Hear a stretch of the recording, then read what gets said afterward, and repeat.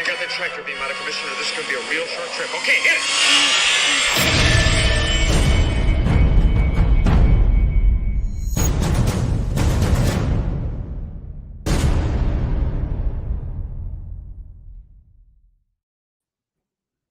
Hey there, everyone. How's it going? Tonight, Jason's going to be joining us any minute. We're just waiting for him to get back on his computer. Kind of just have a impromptu show tonight. So I think it's going to be Jason and I tonight. And we're going to talk about some studio scale stuff. It's pretty much all I think about right now. That's all I talk about and collect. And, I still collect some stuff, but not as much as I do studio scale stuff. It's pretty much the only thing I'm doing. I'm making models, I'm buying kits, and yeah. So I just thought we'd come on, Jason and I would talk about some of the things we have going on our table. This week I was kind of hoping to have John Simmons on for one morning show, but the day I was going to do it, I have to work now. So, and I'm not going to be able to make group therapy this week. I have to work again Friday and Saturday night because right now my job is crazy, but here we are. So, just wanted to Cothree's there right from the beginning. He was early. He was way early. The Collector, Andrew Napoli, John Hanavan. Hi, Robin. How's it going? Hopefully you've started some tinkering with some models. Well, we're just going to go ahead until Jason joins us. So I guess where should I start? We're going to talk about some kits that are out there too, that, progress pictures of stuff that I've done, stuff that I want to do, stuff that Jason's working on. What Jason's working on, I'm going to be doing next. So I'm excited to try that. Usually my setup is turned a little differently, but I still have all those boxes over in my room from the water heater breaking. So yeah, it's different scenery. I like changing it up anyway. So this is a pretty decent one. There he is. I thought you fell asleep. No. Hold on a second. I'm just doing my audio. Yeah, brother. How's it going? Going good. Got a couple people, 13. The Bowmans are here. Stuart Brown's here. Isn't that Stuart, the guy who's doing the Millennium Falcon? Yeah, I think so, right? Hey, Stuart, how's it going? Chris Lord, Aaron. Hey, Aaron. Wow. Isn't it late where you're at? You all good? No, I can hear you, but just give me a sec. Okay. We can keep talking. I just need a second. So, I'm going to just put some pictures up. So, I found these pictures. Well, I mean, this one's pretty well known. But I don't know that a lot of people know that there's been some pictures with other model makers in. I think a lot of them, right? Can you hear me? I can hear you. Yeah, I can hear you. Can you hear me all right? Yep. Okay. So, I guess they took a big photo shoot with all these models. It wasn't just George Lucas, right? There's Lauren Peterson and who else? There's Lauren, Joe Johnston, Grant McCune. I think they did the whole group of them. I think 6 or 7 of them. I actually found a picture today where they were a different angle. Like it was shooting from George's left-hand side. And it showed it's pretty cool. It shows Home 1 and the other Mon Calamari ship that has a really cool paint job. I wish I'd have saved that one, but I didn't. I found it on Pinterest. But yeah, Benjamin, you guys got a bunch of model and weathering books. Yeah, that's where I started looking. I started looking at I looked at John Simmons stuff basically first, but I started also looking at tank painting, the weathering for tanks, that kind of started me really like thinking about how things were done, paint wise. So, so what do you want to get into first? You want to talk about? Let's talk about your thing first. No. Yeah, we can do that. All right, Yeah. let me pull that up and just give a little background, Jason, while I'm pulling it up. So going back, it's been almost a year now. I had purchased an ATST off of Lee Ralph, and it was a complete scratch built from the ground up. Everything about it had original parts, and what I did was when it arrived, it wasn't completed. And I went into, I talked about this before on the show, but now we're going to get into it a little bit more in detail. So me and Lee had worked it out where I was under the understanding or the knowledge that this needed to have some work, not a lot. Wasn't major work, just some small greeblies and a few pieces, and then in addition to that, a paint job. The thing that sort of struck me was, although it wasn't a large number of bits and pieces or greeblies that needed to go on, there was really no reference. And a lot of images online, because they were like kits or resin kits or casts, didn't have a lot of things that matched or things that lined up. So it was really hard to sort of look at something, sort of like when you're putting something together and you look at the picture on the box and you're kind of copying. I couldn't really do too much of that. And I was trying to do it without too much reference purposely. And what that led to was eventually, just like when you work on any model kit, you start to get really used to the parts you're working with, and you start to get really familiar and intimate with the piece that you're working on. And I was able to start recognizing, oh, well, this piece comes from this kit, and this piece comes from that kit. And I also had to buy a few more kits to finish it off as well. I mean, it was sent to me about 95% complete, but I still had to gather together a few more things. And in doing so, I just went down this rabbit hole, like researching the thing inside and out. So once I got to that point, after about 6 months of sitting with this thing day in and day out, I was able to pretty much recognize and figure out the bits and pieces. And after doing that, I decided, okay, now I'm going to scratch build one myself and basically copy what I have in front of me. And because I had the original one scratch built in front of me, I was able to utilize that as reference and start on it on my own. So that's where I am now. I'm about a week and a half, 2 weeks into it. I spent about 2 months acquiring a lot of the parts and pieces for it first. And then this is some pictures of that Chris is going through where I'm just scratch building the head out of 0.006 styrene sheets. So that's just being cut to shape and detail. And then me just sort of practicing a little bit of layout as Chris is showing you on the mouse. So yeah, these pictures are a little bit out of order, but we were just kind of go through some work in progress. Yeah, I'm just doing work in progress, and then at the end there's more like together pieces, and then the model kits you sent me as well. Yeah, so this is the top part of the head, right up here, and the coloring is just me priming them. I use different tones of primer just so I can have a better understanding of what I'm piecing together when and where. Like, because this isn't glued down. This is just me giving like a placeholder for the time being. But this is the top of the head. These are the pieces that are primed. And it also allows me to get a better understanding of the scale, since I'm scratch building the head, that I can say, okay, lay the pieces down and say, all right, this is correct. This is how big or how small it needs to be. And then if I need to change it up, then I can just always recut it as needed. Yeah. I never thought to use different color primers to kind of separate it a little bit. I kind of like that idea.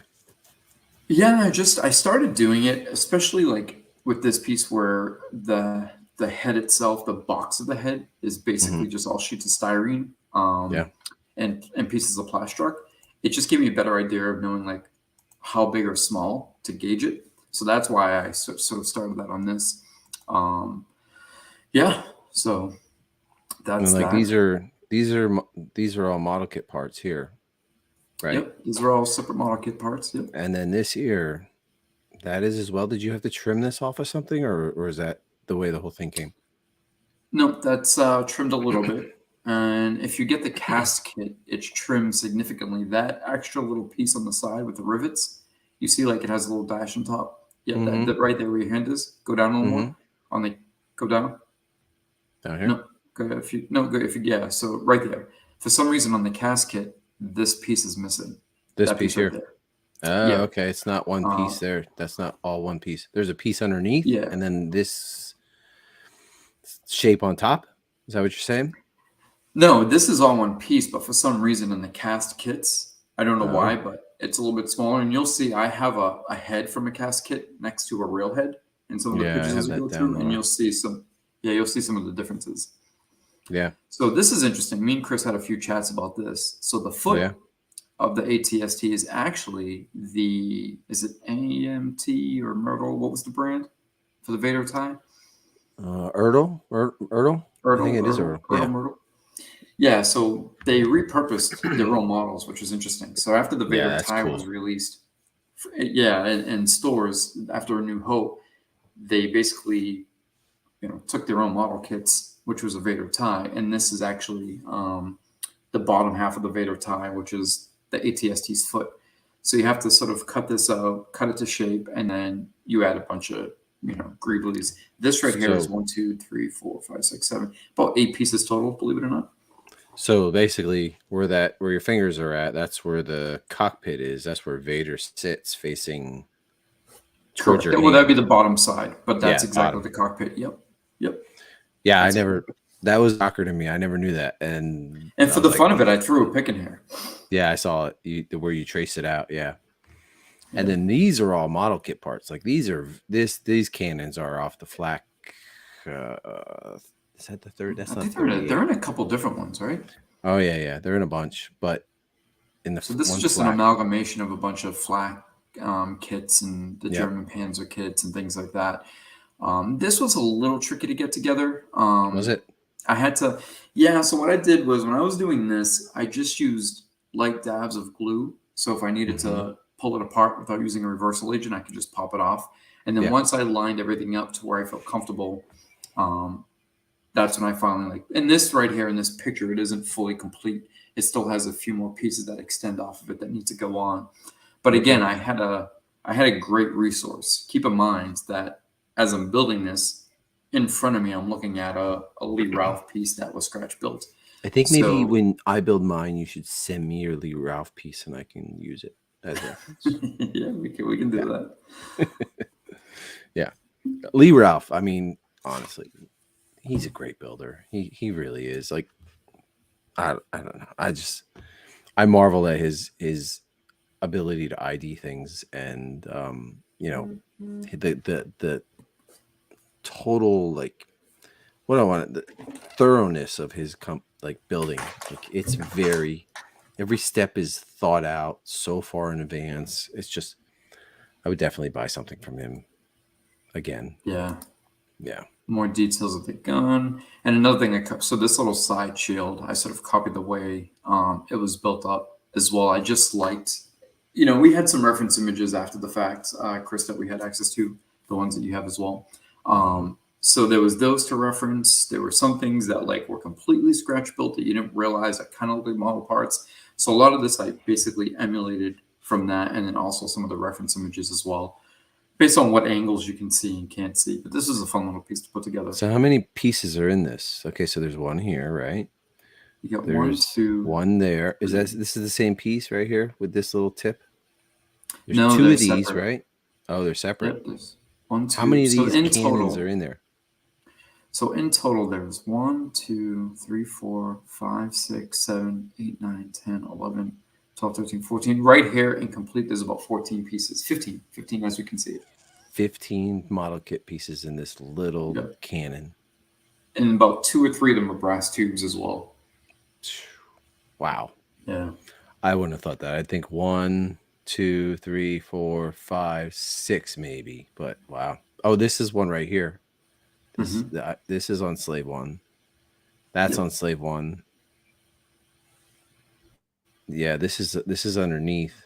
There's two sets of these on Slave 1. Yeah, the funny thing is so many of these model kit parts were used over and over and over again. And over again.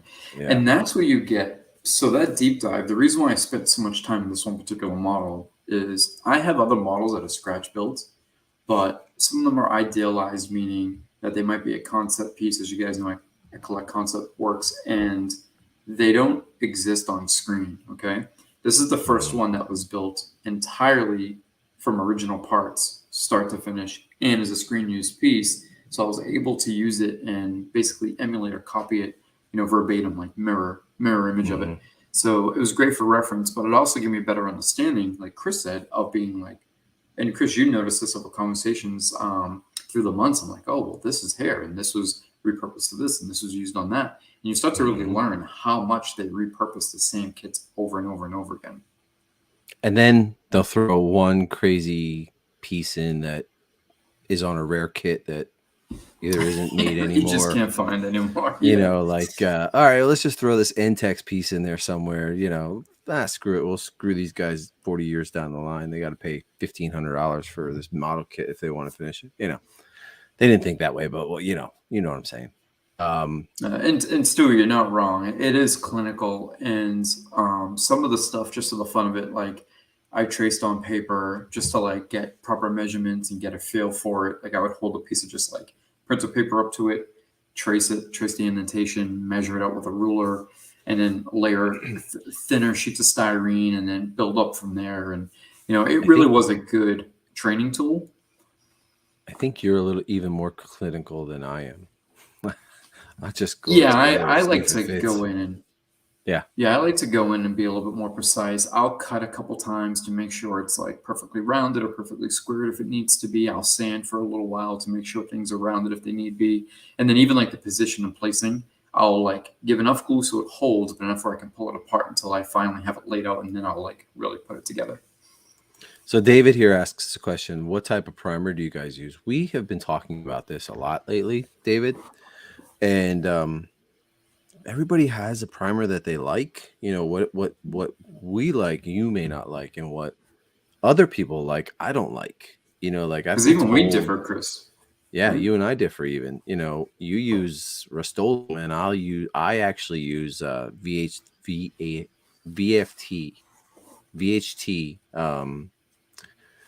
engine block primer, and when I spray it on, it looks like thick. It looks thick, and you think, oh shit, I lost all the detail. But then as it dries, it shrinks and I lose no detail. Okay, now this stuff, even sanding it off is tough. Okay. And I found that it sticks to models a little better, because I've run into a lot of instances where I didn't get all the mold release off of it, and then it would bubble up. And I was like, gosh. When that happens, I can't tell you how many times I curse and scream and get aggravated. Like, it drives me nuts. Yeah. I call you and I start bitching about it. I do. I mean, every model has happened to me at some point. No matter how much I scrub it with soapy water, I'll take a scrubber brush and get on every little piece. There's still bubbles up sometimes, and it drives me insane. Which is another reason why I'm like, I don't know that I want to do kits that much anymore. I want to do, stuff like this, scratch build. Yeah, scratch build is easy to prime. So David, I use always, even though I've been sort of experimenting with different techniques, I've always used a mixture of airbrush primer, which I always use a black base. That I always use, and or not always, but I've been using it for quite some time now. And then I'll do Rattle Can primer, which is a Rust-Oleum, and it's usually like a wet sand one. I know they have like the filler sandable ones, but that tends to stipple a little bit and give you like those little sort of concrete surface looks. But yeah, I like a little mixture of both Rattle Can and the smoothness of the airbrush primer. I'd like to know how we're hurting your brain. That's very interesting. I'm curious. All right, so I'll keep going with some pictures. I have to know, what is this thing, Jason? Okay, so remember we were talking about, guys, one thing we're going to get into, because me and Chris had talked a lot about this stuff over the past few weeks. So as I started to build this second one, this, even though it isn't comprised of a lot of pieces per se, it's comprised of a lot of kits. The kit list, or the amount of kits needed to build a screen accurate scratch build ATST it's astounding, overwhelming, and expensive. So I found this shortcut of what I've been doing basically is their sellers both on eBay, internet shops, kind of like if you're a Hot Toys collector, like Monkey Depot, right? Where you want like parts and pieces when people like, strip a figure and sell it for parts. Well, people will do that with model kits. They'll basically strip models down and sell just like tree A, spruce B, whatever it may be. And what I started doing is what the tanks for 20, 30 bucks, I'd buy those. But the car ones, it's a catch-22 with the cars because the car kits are used on so many different models across the board. If you drop anywhere from 100 to 250 on a car kit, it's not that it's not worth it because you can reuse those kits 5 times over. But for Especially this Ferraris. The Ferraris. yeah, especially the Ferraris. Yeah. But for this particular piece, I didn't want to be into it for 2-3 grand. So I was trying to build it for as cheap as possible. So what I did with both the tank and the car parts was I specifically went in and as many as I could, I went and bought just the trees, that had those pieces on it, which will go through a couple for anywhere between like $10 and $15 of free shipping or 10 and 15 bucks of $5 shipping. And then this as an example. So this goes on the base, like sort of like what would be the ATST's chest. And you have those 2 panels that you see like on the back of the Biker Scout's bike, the flat panels. Flaps.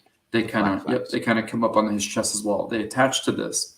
So this was another example where you only need this one piece in the whole, in the entire kit.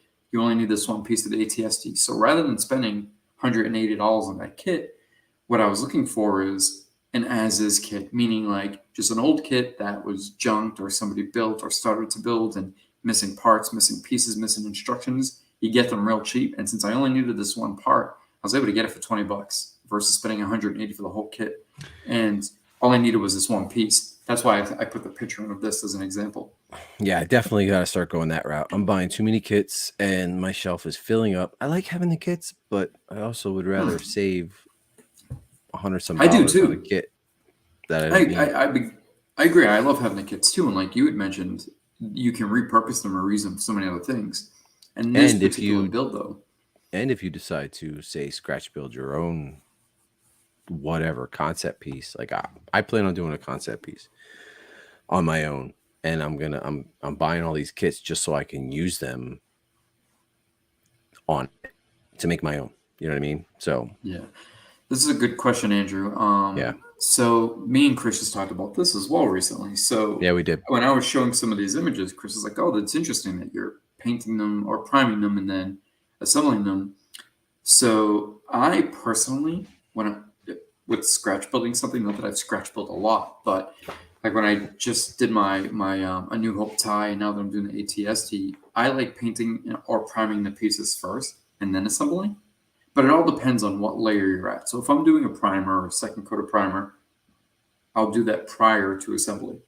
And then there's certain pieces that once they're assembled, then you'll do another one last coat, a soft coat of primer.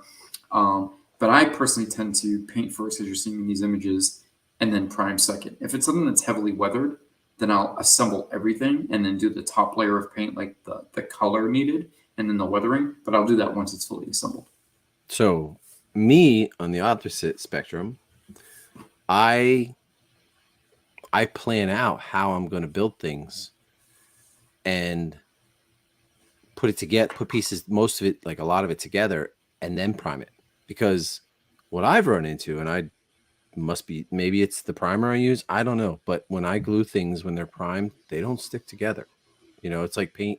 Most of the time when you glue painted pieces, they won't stick either. I would love to prime all these pieces and then glue them on. That'd be awesome. But I'm going to try that out I'm going to try that next with some of the paints, the primer that you had said. And Far from Death, I see mostly people priming parts before assembling them, then do the paint when assembled. Yeah, that's what I usually do. I'm going to try that. It's probably much more thorough of a paint job. You know what I mean? It's more. Well, the reason why I do it, I feel like it's more thorough, but also if I ever need for any reason to pull a piece off or to reassemble something, or I want to add something, whatever it may be, when everything's done individually, it's less damage. If you're reversing anything, there's less damage to be done, and then you can put something back cleanly. Like I'll prime, say, one piece and about to if it's not gonna get painted right, I'll prime it, and then what I'll do is I'll like put it in place and pencil it, and then I'll sand away some of the primer or scratch some of the primer so that there's plastic on plastic being welded together. I don't know if that's better. I don't know if it's not. So it works for me for right now. But I do agree. I probably would want to prime it first. See, like these are kit pieces that aren't primed or anything. These are from model kits.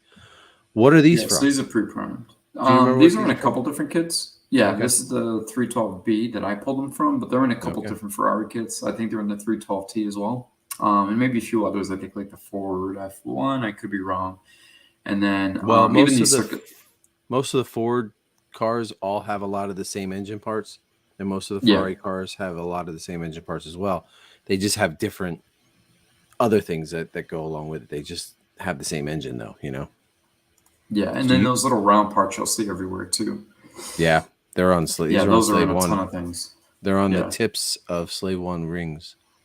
It's funny how you'll do a piece like you're doing the ATST, and I did Slave One, and like I see a piece, and I'm like, oh yeah, that's on Slave One. Like it's in my brain how all Yeah. the parts that I assembled. hmm So this is just me doing some additional priming. Yep. Lining all There the you go. pieces up. So, all right. So here's a good example. So this is when the one I got from Lee came in. This is as I started to build it up and sort of mess around with it.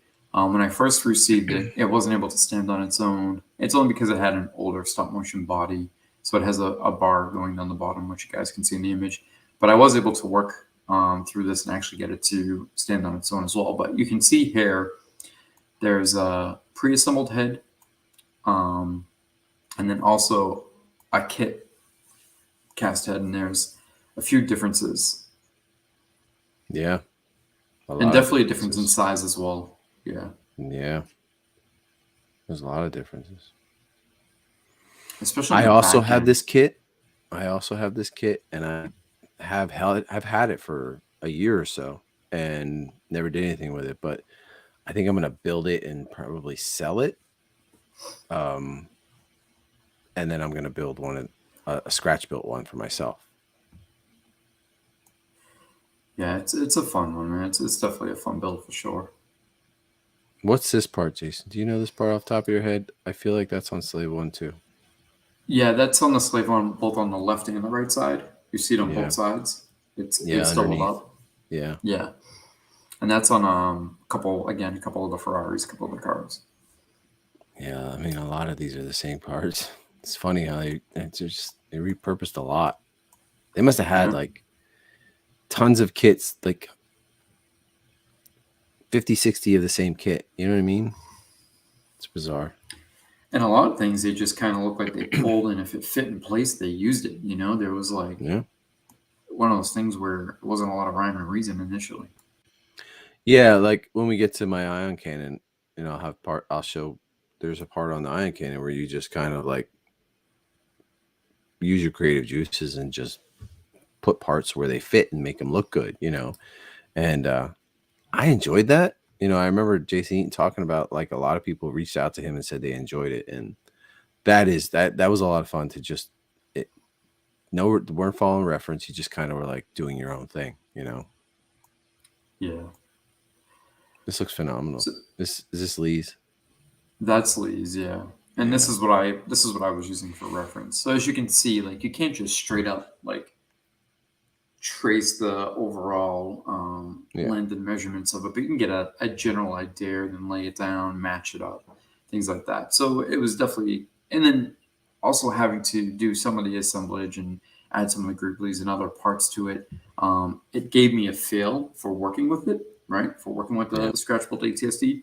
So once I got comfortable with it, and this is another thing we talk about often because this has been asked of us before, where it's like people have this, what if I mess up? What if I do this? What if I do that? Well, that's the best thing about models.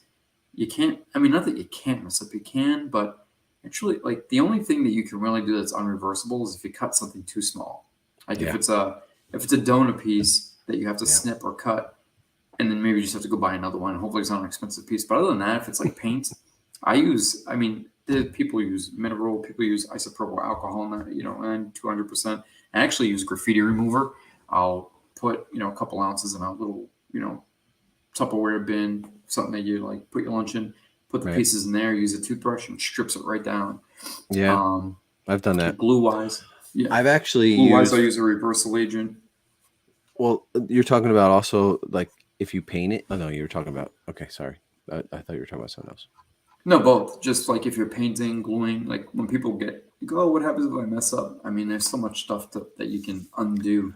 Well, the first time I did this, my sandcrawler, I cleaned all the pieces and then I sprayed it with primer and it just bubbled. Like it didn't barely like when the primer doesn't go on right, you can actually when it dries, you can actually rub it off with your finger. It just doesn't bond at all. Like beads up, like a Beads up. almost like a water, like a Yeah. what's it called, Like raincoat, like a raincoat. Yeah. Yeah, like kind of like oil on water,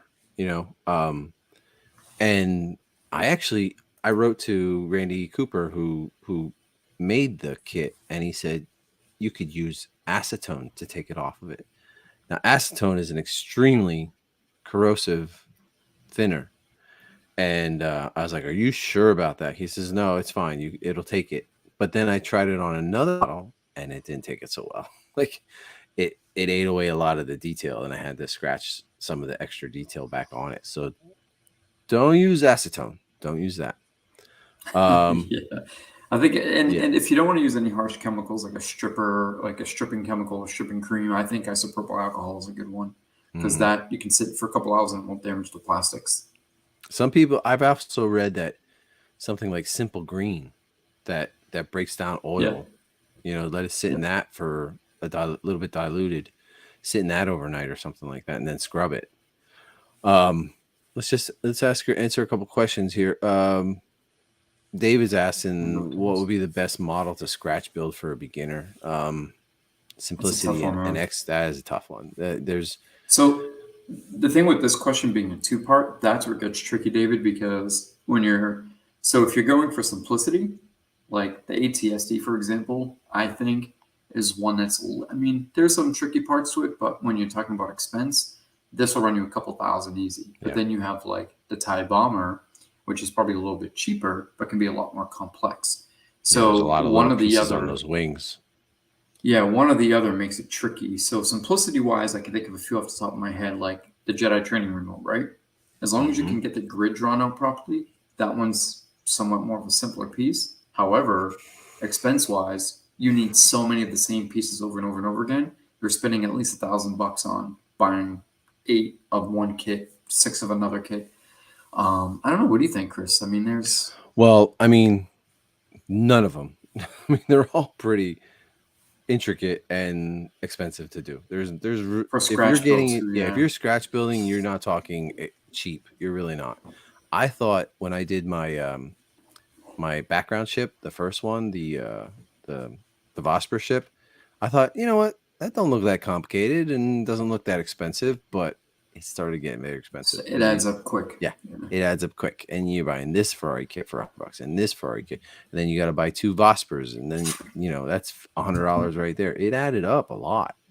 And originally I thought it was going to be pretty simple and pretty cheaper, but it ended up not being. So there really isn't any that I can think of. I'm sure there might be something really basic and really easy, but nothing that I know of.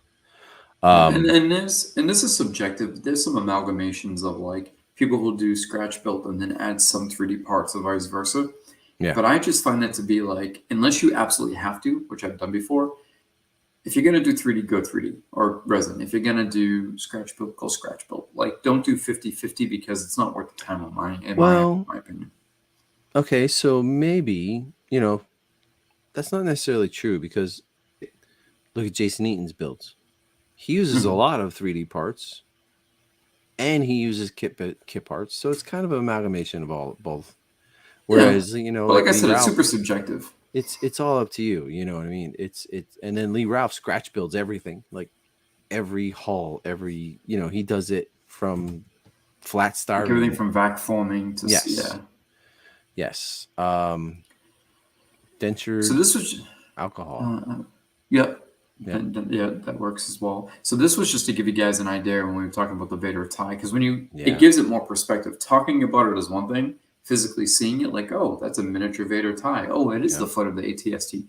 It gives a better understanding. And I just did a quick little outline to show like what areas you cut out. Just take a Dremel, and then what I use. I know a lot of people use like the different file sets. I use those for the more rounded or shaped ones. But 90% of the time when I'm sanding anything like in my hand, I just use an emery board, one that you would use to file your nails. I feel like it gives me the most control, and I get the best outcome on that. Well, I mean, so this is the same Vader tie that I built for Cece for Christmas, It is, yeah. and I didn't even notice. I had no idea, Yeah. none whatsoever. Let's go on a little bit. I know there's a question here from Death Star that's pretty long. Do these companies that make model kits mold each part to build a model from scratch, or do they use 3D scan a fully built model and figure out how the pieces go together? Not sure if that makes sense. Let's take the first part of that. Companies, do these companies make model kits for each part? Yes, some companies do. Like let's say Merlin models. They're Macquarie X-Wing. There's a lot of pieces. There's a lot of little pieces, and then they'll also make They also take 3D printed stuff and then make a mold of that and make resin kits out of it. And then you have Max Repley, who just prints everything in 3D. It prints it 3D. You know what I mean? Mm-hmm. Yeah, all the parts. It's like 3 or 4 pieces that go together. I hope that answers your question a little bit. Yeah, I mean, I think that was a good answer because technically that's the truth. So you have some that are scratch built, and then from that scratch built they cast or make kits off of that. Then there's ones that are just 3D printed, and it all depends on how it's made, who's making it. But that's the best thing is right now with today's technology, you do have so many different options. Yeah, we're getting a lot of questions, Jason. We're not going to get through any progress builds. Oh, it's good. I like it. I like when the our people watching interact. I had a lot of fun doing that the one night. What do you use for stands? Do you build your own? Most of the time I'm using a Panavice security camera stand. It's a brand. It's called Panavice. They make a couple different ones. They make a real thick, base, and they make thinner ones. And some of them have just the 1/4-20 screw on top, the male part, or some of them have a articulated ball that you can loosen and tighten to get like an angle or to get it straight, however you want it. It really depends on the build that you're doing. I've also done, I know Lee Ralph, he uses just an aluminum rod in a piece of wood, and then there's a small piece of wood inside the model that it keys right into, and it's usually pretty solid. That I used that. He did that on the Harrier that I just recently painted, and then I used that same technique on Cece's Vader tie. But all my other ones have Panavice.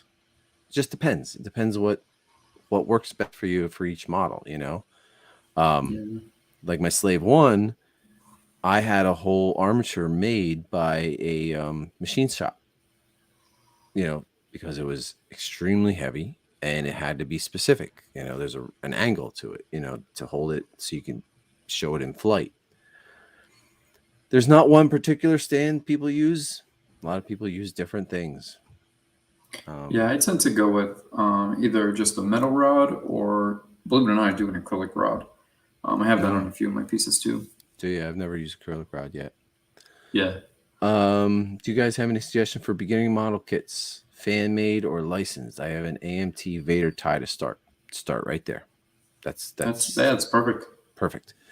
It'll give you a taste of what to expect and what to, learning how to sand and fill with putty and prime it and stuff, I jumped right in.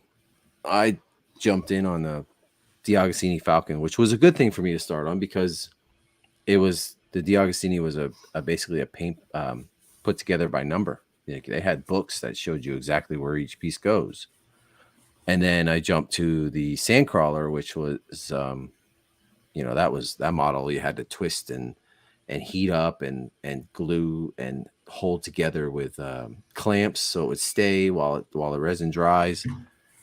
And then Slave One's a whole nother beast. So that's a great start. Good start there, Andrew. That's a good place to start. That is a good start. Yeah. Yeah.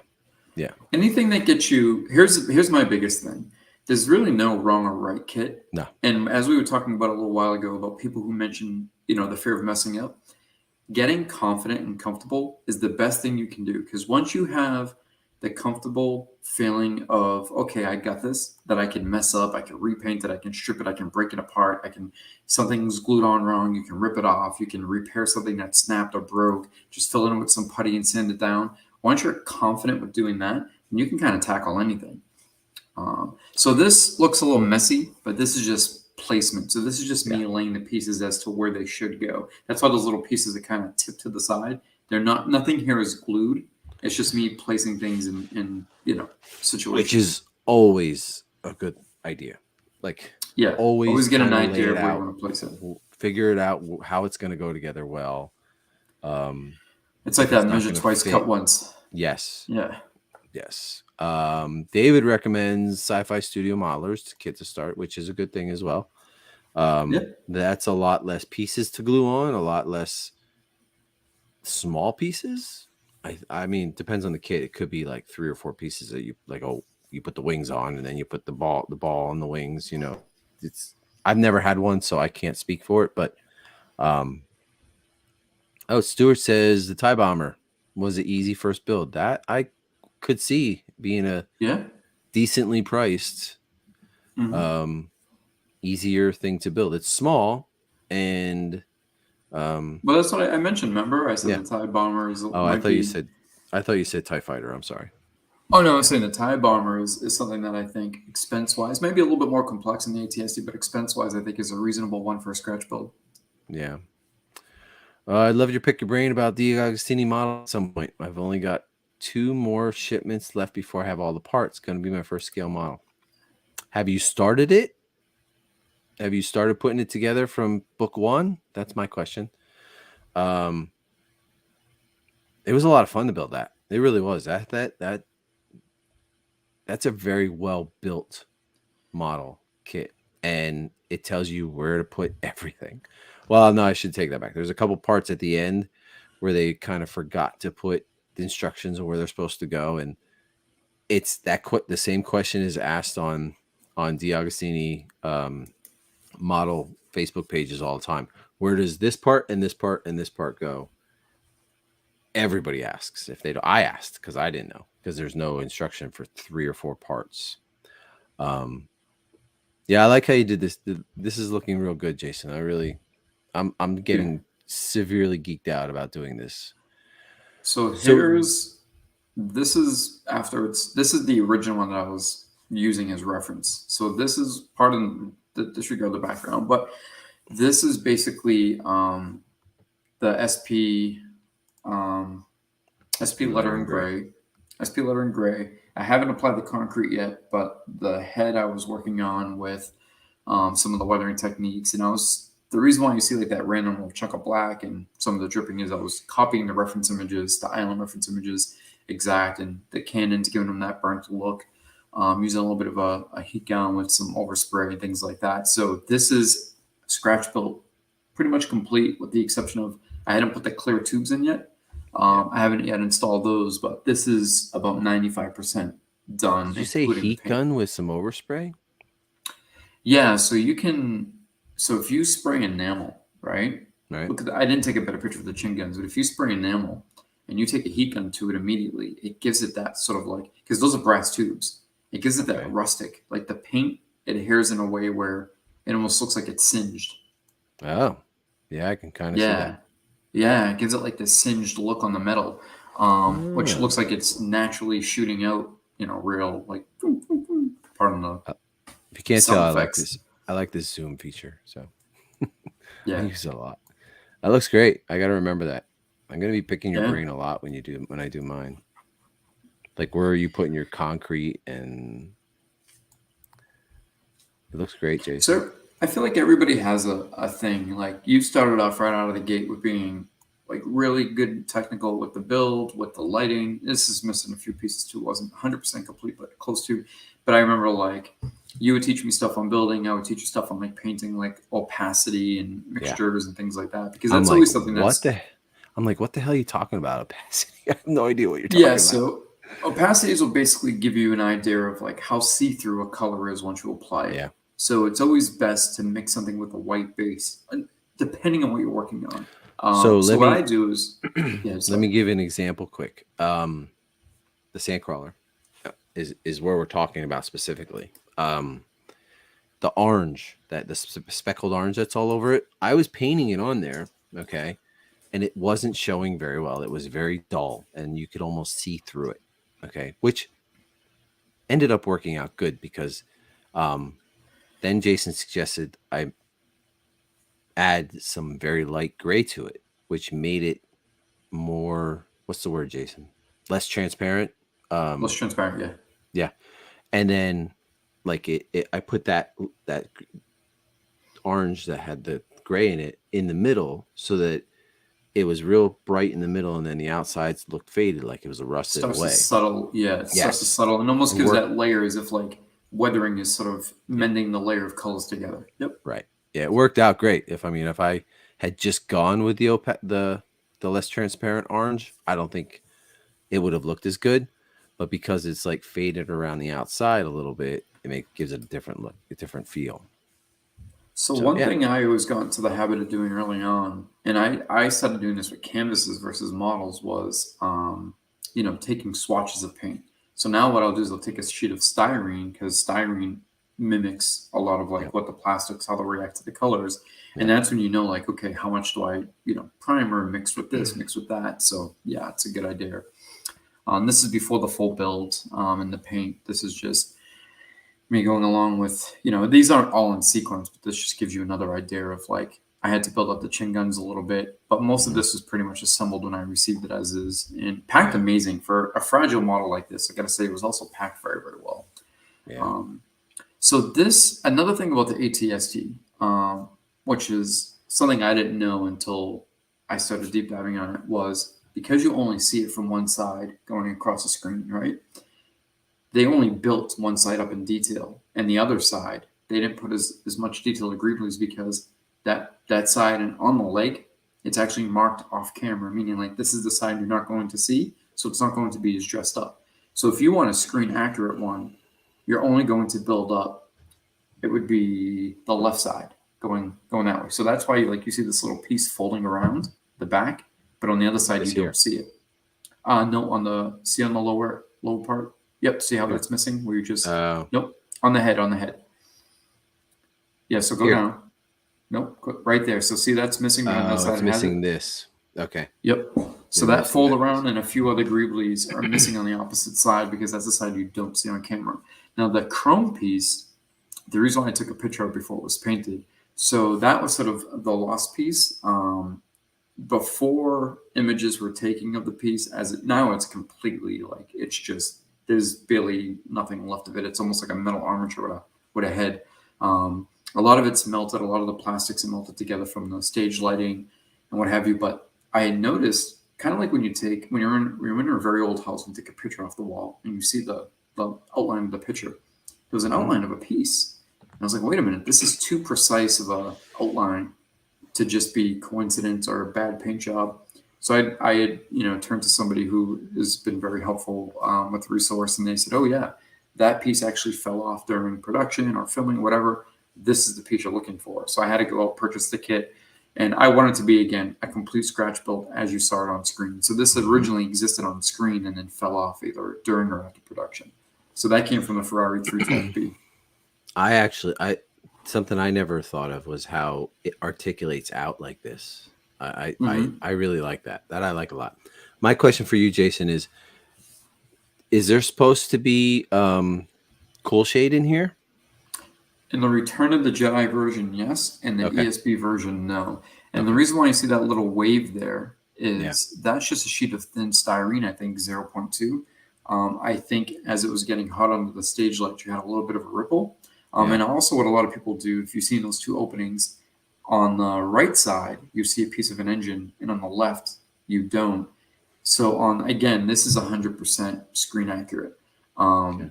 At least from what I know. Don't quote me on that. But from what I gather and research I did, I think this is 100% screen accurate. So some people idealize it and do put cool shade there because it looks good. It's their vents, right? But because this one was only seen for, it was a blink and you miss it situation during the Battle of Hoth, they didn't use the cool shade, and I don't think it was worth their time or effort to do so. And it was just a piece of styrene placed there.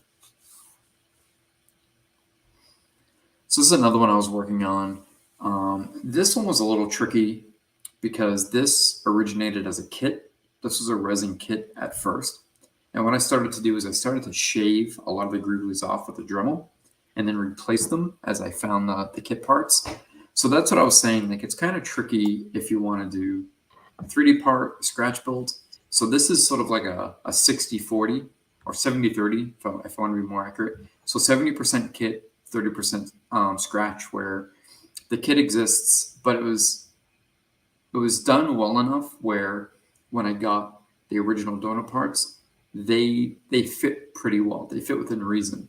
And then the decals, Jason Eaton makes some great decal sheets, but I also learned, I think it was the Subaru or the Subaru Aero, but one of the planes, the decals from one of the Subaru planes is actually the ones used on this tie. So I was able to find an original kit with the original decals and slap some of them on. Yeah, we're the best, Robin. We know. So this one's incomplete. The reason why the front's left open is I'm just working on the lights, both in the back and the front. So this is your kit? I'm sorry, I missed that part. My son Yeah, was so calling me. this was a kit. Okay. Some of these parts, again, were shaved off, and the original ones were added. Some of them Okay. are pre-existing from the kit if they were too difficult to find. And then the wings are just casted and just painted over with engine black. Okay. But they're slotted in. So this, Chris, is what we were talking about. Yeah. Behind the tree. So you can see right here, piece 1, piece 2, piece 3, piece 4. Those are all the backside of the ATST. All these Yep, here. right where you, These two. So not the two. Yep, those two, and then the two circular ones go on the chin gun. Those go on the back panel. These here. I got this. Yep, I got this spruce for I think $11 with $3 shipping. Man. So instead of spending $125 on this kit, I got these pieces and got what I needed out of it. Definitely got to talk about that. I'm tired of spending a lot of money on kits. Yeah, so And these then two are here, on the more back. back panel pieces. Yep, more back panel pieces, more gun pieces. Those circular discs are also on the back behind those two other engines with the circular holes. Those go there as well. So I think I paid $15 for this one. So right there, you almost have the entire back panel as far as the greeblies go for $27. Now these are the front. Those are the eye shields. Yeah. Yep. Paid $10 for that one. Yep. This is the little piece that goes on the leg. Just a tiny, right over if you cross over. These here? Yep. That's just a tiny piece that goes on the leg. And I can actually point it out. I'll show you real quick. Slave 1. That's on Slave 1. Yeah, you'll actually see a lot of Slave 1 pieces. Yeah. On there. Hey, CZ. How's it going? We don't have big heads. We don't. So that little piece, again, may seem silly, but that actually goes right here. That little piece Let me right make there. it bigger. Yeah, so this right here. Yep. Because I needed that and I wasn't about to spend $90 on a kit, I bought that. What kit is that? I was able to. What kit is that? I don't remember off the top of my head. I don't know. It's a $90 kit. I think that's a flak. It might be. It was a little bit on the higher side. It wasn't one of like the $20 or $30 ones. It was a little bit more expensive. Because I have this. I just don't remember what kit it is. Because I've used these parts for other things. And these. Okay. All right. Let's see. What kits on what pieces I'm not So sure that what one pieces you piece, used here. go right in the middle, go down, right? Nope, up one more. Here. Nope, one more. Here. Yep. So that's right between the eyes on the ATST. Oh, okay, So I cool. was able to got this one for $10, strip that out, pop it on. Yeah. So I basically Dude. built it for half the cost. So Brian, I'm starting to see why these models can be so expensive. $15 for a Yes. little piece. No, that's because he found some way. And of I was finding- shortcutting. Yeah, Yeah, you're Brian, that shortcutting, was a dude. shortcutting. He bought just the tree for $15. Most of the time, you're buying a Most of these $100 kits are kit. hundreds. Yeah. Yeah, hundreds of dollars just for one little half-inch piece. A lot of times. Yeah, That's especially where with it the gets ATSC, expensive. where a lot of them, Yeah. like, you may only need one or two pieces, and the kit is like $140. Like that found part that we were talking about, that little chrome piece that I showed. Yeah. That kit cost me about $150, and I just needed that one part out of it. Okay. So yeah, these are the So mud this stuff's flaps that already are on used. everything. The chest flaps, those circular Yep. pieces go on the leg, and then Here's these go on those cannons. guns as you cut them down. But Yeah. that's also on the Iron Cannon. That's on Slave 1. So yeah, a lot of the stuff gets Yeah. significantly repurposed. Slave 1, these are the actual, they make up the cannon, the two outside parts of the cannon for the ion cannon. Yeah. Great job, Jason. Lovely Yeah, work, I brother. appreciate it, man. Thank you. I'm looking forward to doing that soon. As soon as I finish these damn ion cannons. Like I said, these are just clean pictures. Yeah, these are just clean pictures. I was thinking. Like this is the Return of the Jedi. The Return of the Jedi version. I don't know why. I like the Empire version way more than I like the Jedi. It's so much nicer. I agree. The Jedi version is almost kind of comical looking. It's not proportioned properly, at least in my eyes. It's got its own look. But what I think is interesting, when you're going through the original Iron Land resource and reference material, you'll see the ATST for Return of the Jedi was almost going to be the ESB version. So it shows the ESB version, but it's stamped Return of the Jedi. And then they ended up making it a little bit more bigger and cumbersome. That's a great picture of the Sandcrawler. Really is. Yeah, that gives a good idea of like the color and contrast. Yeah. And I thought this is a great picture of the Y-Wing and how weathered it really is. It's pretty it's very weathered. It's a lot of dark there, you know. I don't know how I feel about that. I kind of want to lighten mine up a little bit when I do it. I don't know that I'm going to go that dark when I do mine. And this is the 5-foot Falcon. This is the this one's a little washed out, and I think Stuart can chime in on this because that's definitely got a little bit more. This definitely got a little bit more grime and a little bit more weathering to it. I mean, if you're ever like, okay, what are you talking about? Just look right here, right there on the cockpit. If it has this triangular shape, that's the 5-foot Falcon. The colors are different as well. The 32-inch. I forget who was talking to me about the DeAugustini. It was John Flake. The DeAugustini is modeled off of the 32-inch. Some people paint it the 5-inch color, the 5-foot colors, but I kept mine the 32-inch model colors. Okay. So I guess we can go to. I got a couple things. Let me pull them up. I actually put up a lot of things. We'll start with the Ion. I mean, that's what I'm working on right now. It's what I'm trying to get through. Let's go through these pictures quick. Like this is the actual picture from the movie of the Ion Cannon. It's a really cool piece, and I had a lot of fun building the ball. When I got to the base, man, I'm not having fun with it. I don't like doing diorama kits. And the snow has been kind of. The snow's been the bane of your existence, I think. Oh, I've been frustrated. It's been like I've been not wanting to work on it because the snow. I'm trying to make it look realistic. You can just slap white paint or white snow all over the place, but I want to get like these dark parts. You want it to make it look like chunks of ice. Yeah. Yeah, like the rock is showing through. Okay, like that looks realistic. Even it's definitely not. It looks very realistic. Chris, I'm just going to answer this real quick. Chris says, Sure. amazed at the model kits from the 70s and 80s that we pull still available. Chris, a lot of them were eventually reissued by the same company, so they just basically repurposed the molds. Some of them may have missing parts or extra parts, but very rarely, 90% of the time, they're the same exact kits, just updated for for today. But that does make a big help. If you will see sometimes the vintage packaging, and you'll see a significant difference in price. But for the most part, for just simple pieces, you can just buy the reissued kit from the same company. So, okay, Jason, so all of this was made by Jason Eaton and cast by God, I never get that name, Masterpiece Models. But this whole area right here is left blank, mainly because the reference material, the reference pictures, you can't see what really was there, and the actual model right now, Jason Eaton had seen in person, heavily damaged, a lot of fuzz like growing on it, almost like mold. But what is like a chemical reaction, the paint peeling up from baking soda and the paint, baking soda. and all that. And I want to talk about the baking soda later on when I get to the snow aspect of it. But when we were talking about that cannon and the parts from the ATST, they're right there. Like there's two of them back to back right there. Right there. You know. I see you get the little circular. I love it from the Ferrari. You feel the little circle on there on the top. Yes.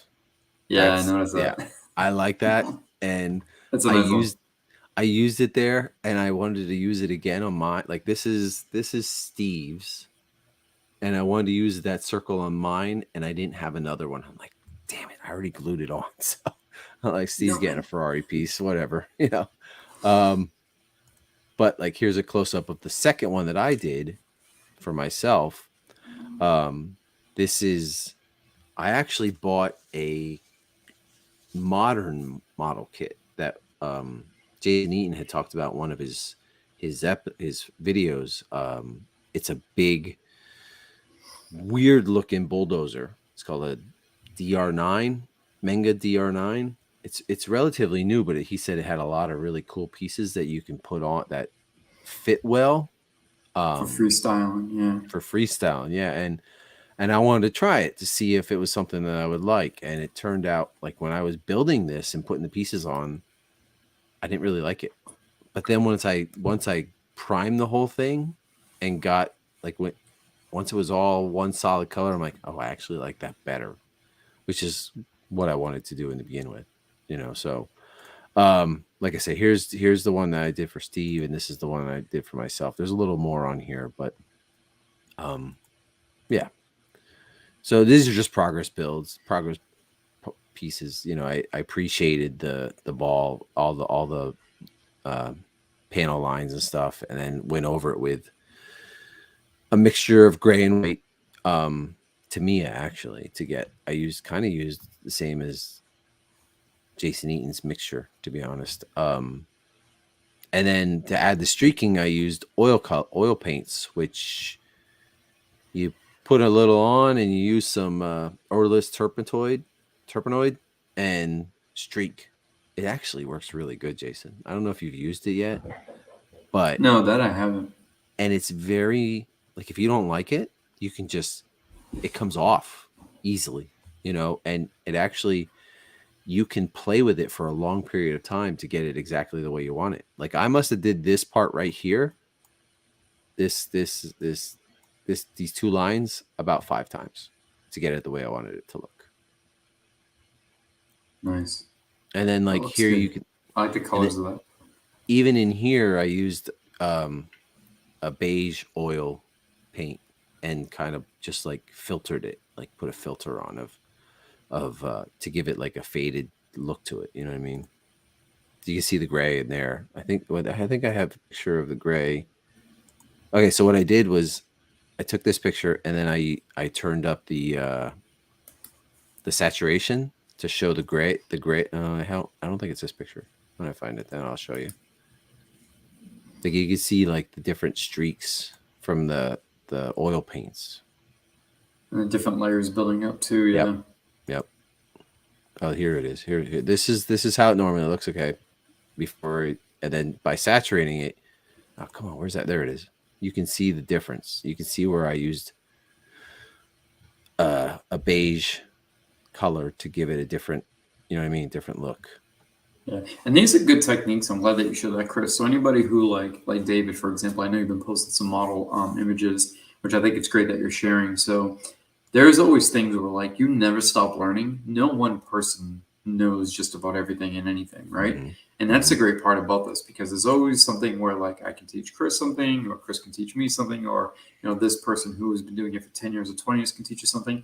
So I've plenty of times have used my phone camera or I've taken a picture of something and I've actually reversed or highly saturated the image to see where I need to maybe go a little bit light-handed on the weathering, a little bit heavier. Should I mix colors a little bit differently? Because that, when you're staring at something for a long time, everything starts to sort of like just blend together. Mm-hmm. When you have a fresh set of eyes, it's different. But also, we're looking at an image via a computer screen.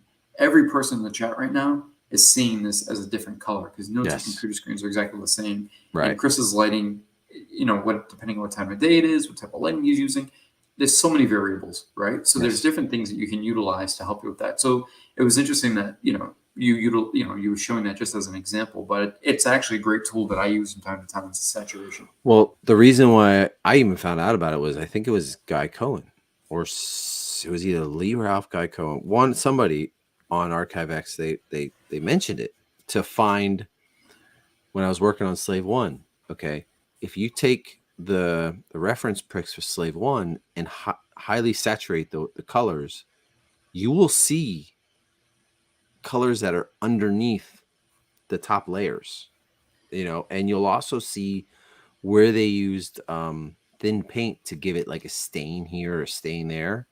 It brings out a lot of the colors that you can't see with just your eye.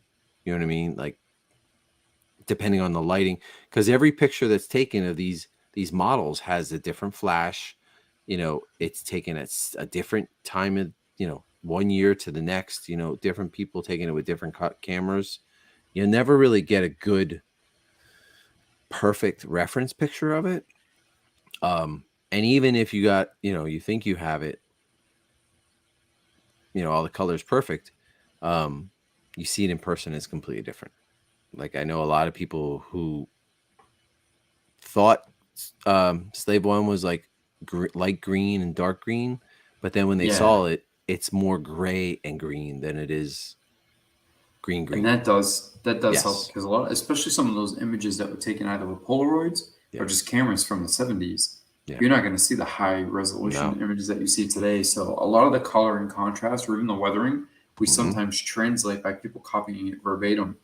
And another thing I think we discussed recently was there's plenty of ships where there's a lot of debris, dust, and buildup that actually gets mistaken from time to time as weathering.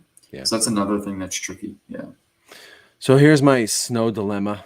Okay, so I'll show you from the beginning. So this is kind of how I painted certain parts of it brown, with different layers of brown, to get a real rocky look. Okay. Which I like. That looks really good. I like it too. It turned out really good. I knew most of it was going to get covered up. I knew that. And then like where I knew there was just all snow, I did brown and blue. Okay. I did some blue. Okay. Which ice and snow have a blue tone to them. They have grays, they have blues, they have tans. Snow is not just white. So like where you see here, that's some of the blue showing through. This is not finished. I got a lot more snow to put on here. And I've used a lot of snow. It's become the bane of my existence. So here it's pretty heavy. And then I wanted it really heavy on the part where the snow settles the best. And then on the edges, I'm working on light amounts of snow just to, because when there's a flat surface and snow's stuck to it, it falls off. It doesn't stay on a sheer wall. And then I also have like something called snow sparkles, and it's like this liquid, glossy, snowy mixture. So it looks more like sleet when you build it up. Like really thick ice. When you walk through a gutter and you Yeah, step in it and it's all that slush that goes. sloshed together. Uh-huh. Yeah. Yeah, it's all sloshed together. And I'm getting pretty far with it. Like this is kind of I still got more snow to put on here to cover up like a lot of this blue so it isn't standing out so much. And then, it's coming. It's not I'm not having fun with this part. This is the one part I'm not having fun with. Yeah. It's just it's a slugfest for me for that. But those are the on cam pictures. Let's see what else we got. So, Chris, I'm gonna send you something that I was using, and I'll apologize ahead of time because I know we discussed this, but this is something I implemented into both the pearls and the water crystallization and all that to make the snow look wet, and then just the snow technique. But I'm gonna send you this now because this is something that I was using just to spray a little bit as a little bit of a guide, because in this way you can kind of just sort of mist over it, and it still Yeah. gives you that good, sort of good. But this might help with a little bit of frustrations. It seems super cheesy, and people might even laugh at it. But I'm going to send a picture over to you now in Messenger. I like Benjamin's idea. So I've Yellow snow. Yellowstone. So I've used this in some of the areas, Chris. But I was trying to keep the secret to myself because most people kind of look at that and laugh. Why But won't if you just tell sit me about back, if you're about 8 to 10 inches back and you give a few whoosh, whoosh, it gives Yeah. it that textured pattern, and then you can go right over it with some of the A and K or some of the wet look, or Great even idea. just some misting of a airbrush white. I was asking you for It pictures gives that like textured feel. 2 weeks I know, ago. that's I why I was was ready to strangle apprehensive. you. I was going I to know, that's strangle why I you was if you didn't send me apprehensive. damn fucking pictures. I was really not happy. Does that make sense? Does that make sense now? It makes sense. I guess I could. I have to share it now a little bit, don't I? Because we're talking about it. And I don't feel like Yeah. being we such can a share it. squirrel. Yeah. So this stuff is meant for like Christmas trees, Yeah. if you want to give it that, or like when you're doing pine cones, arts and crafts. The thing is, you So- have to get a feel for it. It sprays out pretty heavy, and it can go on thick if you're too close. But if you spray this at the right distance and you give it just enough of a coating, it looks, as you see in the picture, it looks just like that, and it coats really nice and looks like it really looks like a wet snow. It's not interact with the paint weird, is it? It's because No, I'm always afraid no. that I'm doing the wrong mixture and it's gonna mess up something. No, and it even helps get rid of that sort of gingerbread coating. You know what I'm talking about when you're like sort of icing the gingerbread cookie? Yeah. Gets rid of that weird look that some of the synthetic snow makes. All right, I'm gonna have to What get else that. makes? Hopefully it takes care of my anger. Chris, what oil paints do you use? Brand colors. Okay, so I've heard about this one oil paint called Starship Filth.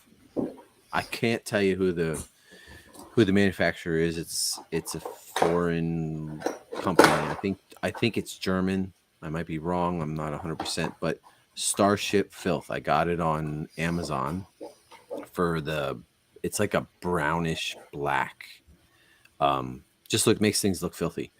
And then for the tans, I just got any beige color oil paint at Michael's. I didn't really care what brand it was. Those are the only two oil paints I've ever worked with. So, I'm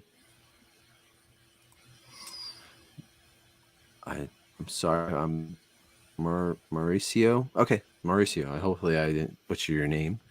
I know it's a completely different thing, but I'm just curious. Have you guys ever considered dabbling in creature organic model kit painting? I used to when I was younger. I used to mess Yeah. around with them. Yeah, Just because I didn't. That's what was available.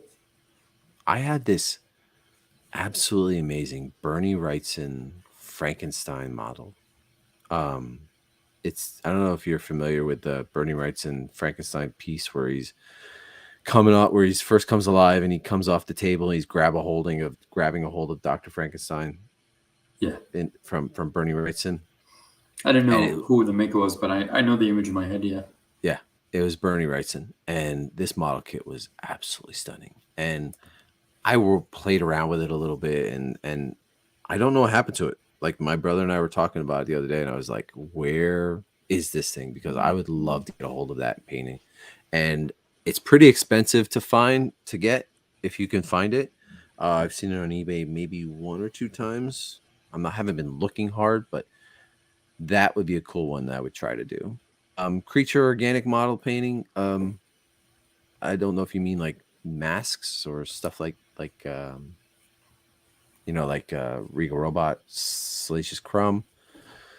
I've never tried it. It's not something I probably would do because I'm more into the ships than I am the creatures in Star Wars. So Yeah, but I think it's something that might be fun. yeah, But it's maybe. yeah. And then in addition to that snow stuff, Chris, I mean, I'm sure everybody's already gotten into, but I've also been using these on the Iron Cannon, the wet effects with the sprinkles. Let me pull you up. Yeah. Put them again. So just Those are the those are the sprinkles exact and same then things that I have. the wet effects works great. And then Krylon actually makes what's called a glitter blast, and it's not technically glitter; it's more like these sort of mirror little bits of like a reflective or almost iridescent. And Yeah. if you spray that underneath, like very very little, that'll also give you that snow look, like a fresh snow look. So I'm not going to show you this. Is the next thing I'm going to show you is not something that I made. It's something that I bought, but I'm extremely happy with it, and I love this thing. This is the this is an actual model from Solo. Okay, this is the ATDT from Solo, and it's like a precursor to a ATST, but John Simmons built one all out of model kit parts. Take a look at this, Jason. I don't know if you've ever seen this. Love it. It is pretty awesome. It's small. That's a fun piece, man. It is. It's an awesome piece, and like I said, it's all built from model kit parts. That piece look familiar to you? Yeah, look at Jason? that. Yeah. Yeah. It's top of ATST, yeah. Yeah. So they must have made a maquette of this for the movie. It was digitally done, in the actual movie, but then he made this, and I freaking love it. Like, look at that detail. I love the stippling and the damage on the what looks like a metal surface. And another thing, guys, too, for those who may be curious, when a lot of the pieces and kits are repurposed and used over and over and over again across different models, keep in mind a lot of these kits, whether it's a Ferrari or a Ford or a tank, they're made in different scales. So you have the same kit and maybe 1/12th, 1/20, 1/35th. So you might say, oh, that same piece, I know that piece, it's used here.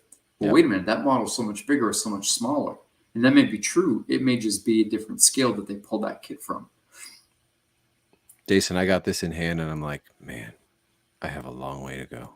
I really, really do. But I feel like there's no better reference than when you have these pieces in hand to use them as something to hold to this, look at, put it to the side, look at it, and use it as reference and practice. I mean, look at this thing. Yeah, that's gorgeous. It's freaking stunning. I just recently got it, so I wanted to show it off a little bit. Wow, even the part that holds the gun, that circular piece coming up like this, that's the chin of the ATST. Here? Nope. What chart? What are you talking about? The head? Nope, go up, right. Nope. You see right there. No, that little. Yep. That's the chin of the ATST. That's on Slave One as well. Yeah. It's crazy. There's 2 of them. Is there 2? Yeah, there's 2. Yeah, I absolutely love this piece. Yeah, I just wanted to show that a little bit, just to show you what a master. I mean, I'm an amateur. I think you could probably say the same thing. We're both pretty much amateurs when it comes to this. Like this is just this is next level stuff. So another thing I just got from John Simmons as well was his Death Star crane. I haven't received it yet, but it's very quick and miss it. If it's right here in the shot, and if you this is from John, or this is from John. Nice. Yep. This is all scratch. This is scratch build as well. Yeah, it's a cool Gorgeous. piece. I like that. It is a gorgeous piece. But I think the only thing that is not a model kit part is I think he said he scratch built this triangle or something. They couldn't make out what it is. But I mean the detail on that. And this is just a comparison size, you know. So I have that's 2 of these opinions. coming from two model Death Star towers also from Jason Eaton coming. I would love to build this sucker. I would love to build that. That thing's gorgeous. But yeah, there's a good picture, good shot of it.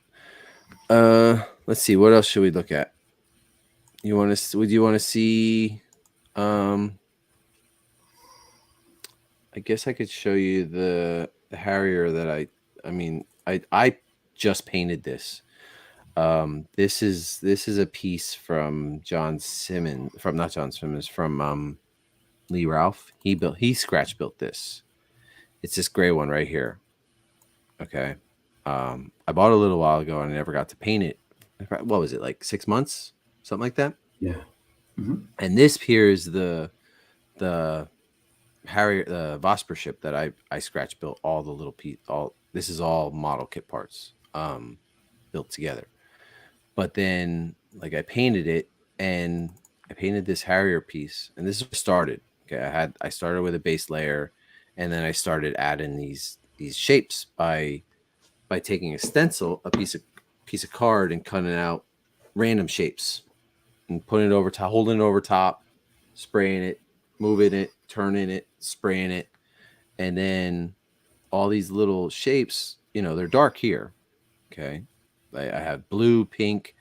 I have a couple other colors I added on there as well, and yellow. Like this is before. This is the base colors I put on, like I lightly sprayed, and you can see some of it is faded. You know, it's not all solid.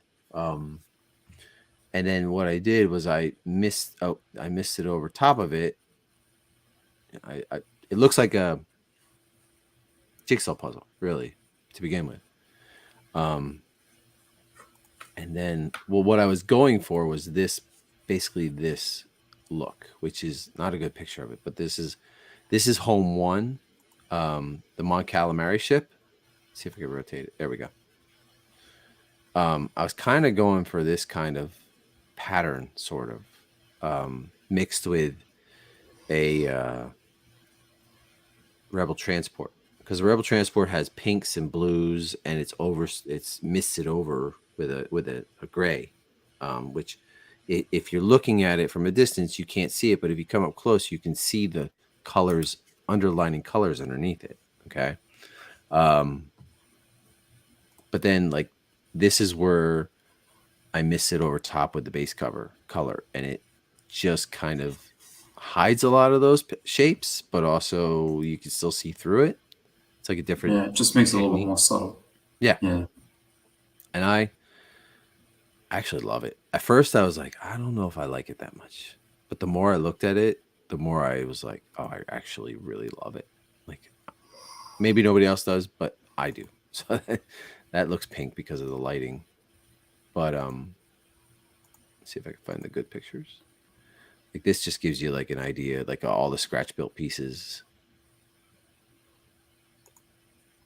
And then I have my 3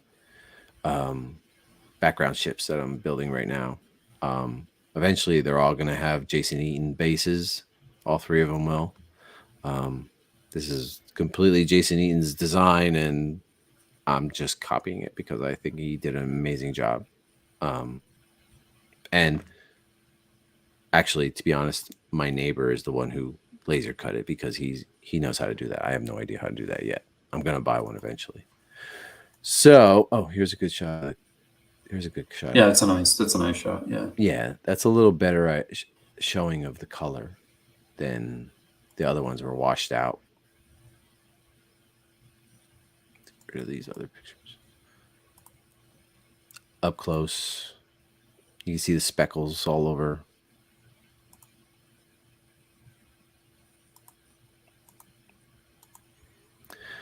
That's what it looks like in the archives. It's just gray. No paint, no nothing, just gray. So, yeah. That's what I've been working on. I did the X-Wing too, but I think I showed that a while ago. Didn't I? The X-Wings. Yeah. Yeah. Yeah, I'm sure the X-Wing. So what we also wanted to talk about was some model kits that we're interested in. Yeah. And we really need to go first and foremost with Lassie I want to say his name right. Lassie Henning, right? A guy in Norway. Is it Norway he's from? Yeah, it's Oslo, Norway. I could be wrong, but I think closer.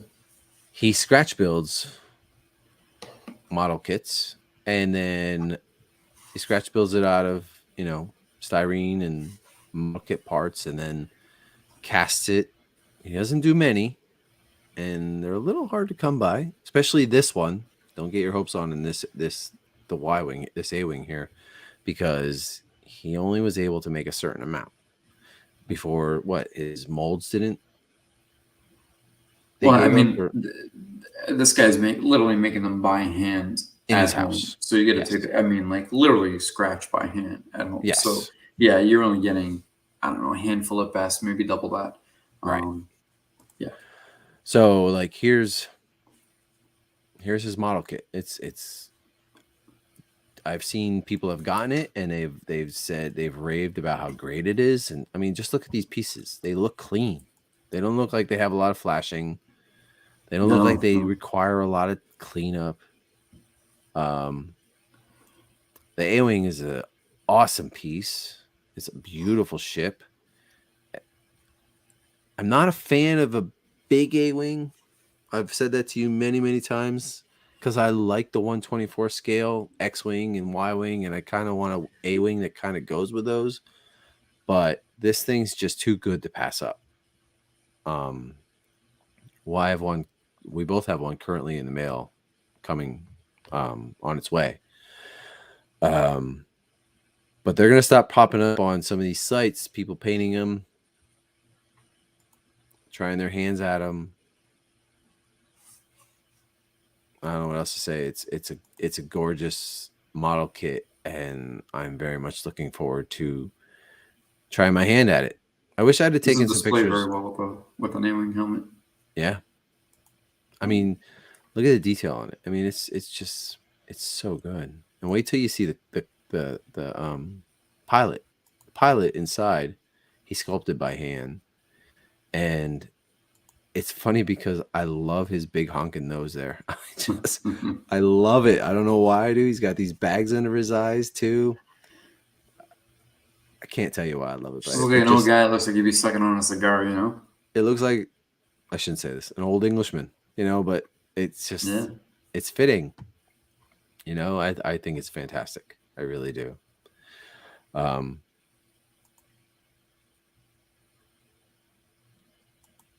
Yeah, like I said, there's those Ferrari pieces. Yeah. Yep. Yeah, details pretty spot on. Oh yeah, it's gorgeous. I mean, look at this. This is a cast kit. Like, you don't normally get this kind of detail on a cast kit. Unless you're getting like a very, I don't know, most cast kits that I've gotten have been a lot of work, have been daunting. But even like the sharpness of detail, like normally you only get this kind of sharpness when you use model kit parts. It's tough to come by kits that have this sharp of a detail. I mean, look at this pattern here. Yeah. I mean, normally you'd be missing like this one here and this one here and all of these little rivets on there. It would be you're redefining it with the razor. Yeah. Yep. You have to scratch out all the crap that's left in there, or even you get like a big hunk of latex in this spot right here. It's fantastic. It really is. He's definitely a master at what he does. He did a couple other things that I know of. We'll get to that one, but he took the probe droid. What do they call that? Launch pod? What do they call that? and he expanded it to be bigger than the normal size, the normal studio scale size. That wasn't something I would really want, but it's still really well done, you know. So the other thing he did was cloud cars, and we have some cloud Another cars coming. beautiful, clean, Yes. precise. And then, if I remember correctly, I know it was a few years back, but I think he did a 1/18 scale Vader TIE X1. Oh, really? I didn't know that. Yeah, I mean, it was going back a bit. I think 5 years, 6 years, but that's the one that I knew of by name that he had done, because although it was larger, the detail on it was magnificent. Yeah. Yeah, I'm looking forward to doing these. I really am. The cloud this cars. is a paint job that I'm looking forward to. I think it's going to be Yes. a fun paint job. Yeah. Yes. Because I'm going to show you, like, this is his paint job. This is Lassie's paint job, I think. And it comes on this, Yeah. comes with this base. And I'm going to show you some of what John did, John Simmons. What I love is these slightly different colored panels. They're not, Panels, yeah. they're so subtle. You know, it's if you're looking from a distance, you can barely see it, but then, you know, have it in person, you can. It's just, I don't know. I love it. I think it's going to be a lot of fun to do, and John did a fantastic job. He really does. I'm sure most people know he does a great job. But I'm going to be using these as reference. I'm going to be using these. And I like that. I like that clean classic base too, where he extended it a little bit. Yeah. Yeah, he didn't use the base that came with it. I mean, those are kit parts. Yeah. Look how detailed they are, dude.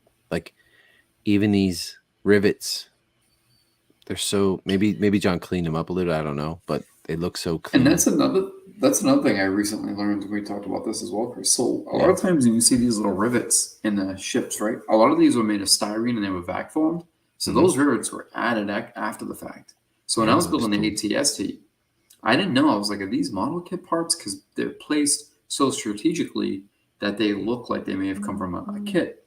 So I had to cut the sheets of styrene and then actually put those rivets in. And you don't want to go, through the piece. You don't want to put too much in, but you got to put enough to make definition. And I didn't know that. So now, as you're looking at further pieces, you're like, oh, okay, this is something that they did on their own as they were building these models up originally. They just took a drill bit. They just took a drill bit and put a little divot in. And one thing I learned from, I think, watching Adam Savage was those little circular pieces. The reason why you see those on a lot of the model kits is because they refract light very well. So it allows you to see different. Yep, see those little circular pieces right there? These here? The purpose of choosing those greeblies were for refraction of light against the camera. So if something, as the ship was passing by really quick, it gave a sort of dynamic look or feel to the ship. Hence, those little bits, because the light would bounce off ever so slightly, that it would give good feedback to the camera. Yeah, that's cool. I didn't realize that either. I just thought they put them there just because they were cool. I think both, but I think I'm starting to see that those are placed on a lot of models, and then I had just happened to be watching one day, and I was like, oh, that makes sense as to the reason why. Yeah. Just some of the detail is just phenomenal. Yeah. So, I mean, that's pretty much all the pictures that I had, I think. I mean, we're open to taking some questions if anybody wants to, ask any. Oh, I'm sorry. I wanted to go through some of the Merlin model pieces too. Do you want to real quick just go through? Does Tamiya make a snow effect? I believe they do. Tamiya makes just about everything. Yeah, I could be wrong, but I want to say yes because it's just a safe bet to assume that they do. On that solo walker, that the rust in the metal, it looks like actual metal, and that's when you have superb paint job. Yeah. A-wing is amazing. The one thing though, a lot of people are asking the scale on that. There's no right or wrong answer to that, because there's so many different variations and scales. It's just a beautiful kit, and you're right, it does. It looks sick. And then Brian says, "What are both your dream kits? Any that you'd want to do that might be unattainable?" It starts off where almost everything's unattainable, Brian. The barrier to entry is a headache, to say the least. And I mean that kindly. I don't say that speaking any ill will, but it was quite frustrating getting into it. And, you're dealing with pieces that are a half a century old at this point, right? 40, 50 years old. Yeah. A lot of these kits, although that have been reissued, there's still a lot of there's people that have spent decades IDing these kits and trying to figure out what, And still not finding out certain parts. Yeah, still not finding out what certain parts are, but those who had spent so much time, they kind of hold it close to the chest, rightfully so. I respect that. But it's tricky. And it's one of those things where, like, so many of them are unattainable in one way or the other, some aren't. But there's always ways that you can just use some creative liberties and work around that. As far as a dream kit, I like more the extension of a kit. For example, like right now, I'm working on a scratch-built Jedi training remote. That's the thing. When Luke pulls down the blaster shield on New Hope, and he's fighting the thing on the Millennium Falcon. That ball. What I like is how they made that thing operate, where it spins.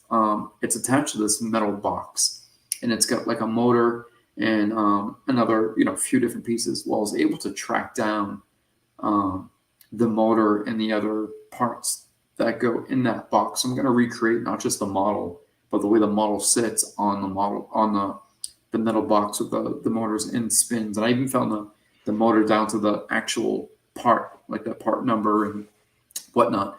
So those are the type of things that I find as like dream kits, because most kits with enough due diligence, time, effort, and energy can be attained, or with enough finances. I mean, at one point I would have said Slave One would have been something that I was lusting after for a little while. We were lucky to find it pretty quickly though. Yeah. I haven't seen too many of them since then. I'm sure there's still some out there. The Salzo Slave One kit. But the problem with that is there was a lot of pieces missing. Like you had to find out. I mean, there's no instructions. There's no parts list. There's none. And you may have one part and you need a mirror part for almost every one of them. And it was frustrating to figure out. Like I was still new. I was very new and I had no idea. And I didn't know what parts I needed. You could be 3/4 of a way through a build and then be like, hey, it's missing something, and you don't even know that it's missing. No, you have no idea. And that's not real quick, I didn't mean to cut you, but that's nothing. We're talking about the Salzo kit just because that's where it originated from. We're not talking about Salzo specifically. It's just that as these kits get cast or passed on to the next person, lot of it's like a game of telephone, right? How it originates versus what you end up with is two different things. So as it passes through hands, things just sort of, yeah. I mean, it was. That's not a kit for a beginner. It's definitely a lot of work. It's a lot of work. And I find that kits aren't really thrilling me as much as they used to because, like I said, again, I'm starting to get into scratch built stuff. And it's almost easier to build from model kit donor kits than it is to clean up. It sounds elitist at first, the way it comes out, it sounds elitist. But technically, it's actually easier because it's less work. Yes. It's less elbow grease. Yes. It's less time. You're literally just taking the pieces and you're ready to pop them on, prime them, and paint them. And sometimes you have to trim and cut pieces, which is true. But there were times where I was building Slave One and I didn't know what was supposed to be cut off of an individual part, like a small part like this. There'd be something sticking out of it. And I'm like, does that need to be cut off or no? I had no idea. And sometimes the pieces are warped or sometimes they're missing details in resin kits. Whereas if you're building something with all donor kit model pieces, you're not going to have holes in it. You're not going to be missing things. It's just, but then again, it's also very hard to build that donor model kit because you have to get a parts list. And, that's also not so easy to get because No. people put a lot of time and effort and blood, sweat, and tears in figuring out, where IDing these parts and, spending lots of time designing, trying to get all the measurements right. And that's kind of where the secret squirrel thing comes in play.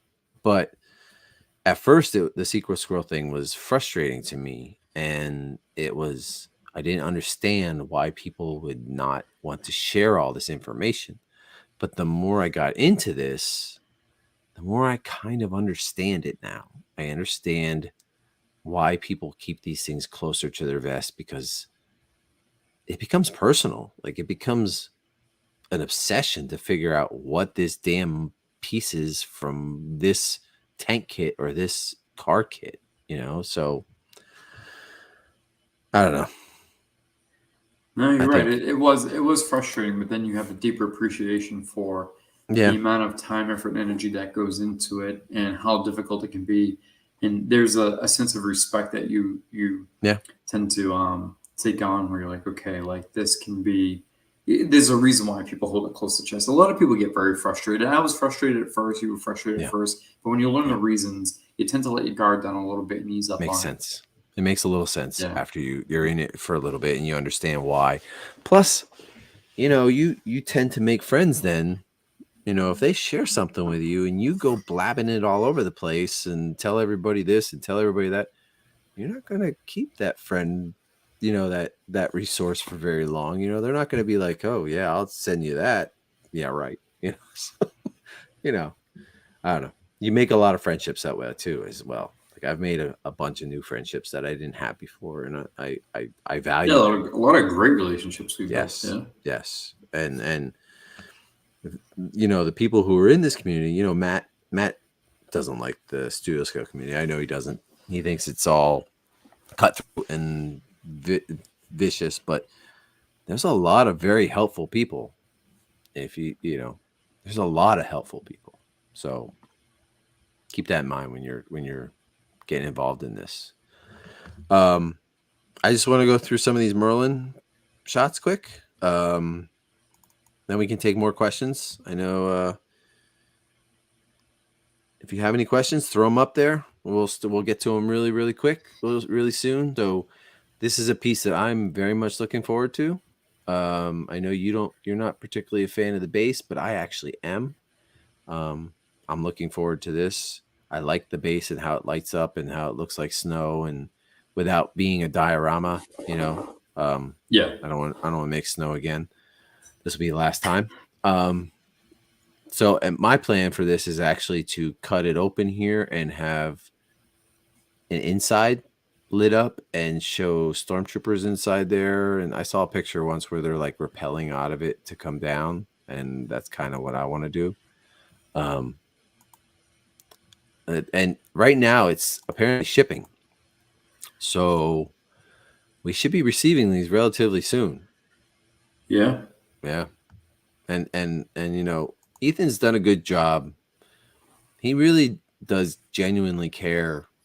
A couple of the bases started showing up cracked, and he took care of that right away. And I mean, just look at the packaging you get with this. It's very well taken care of, and he wants you guys to have this.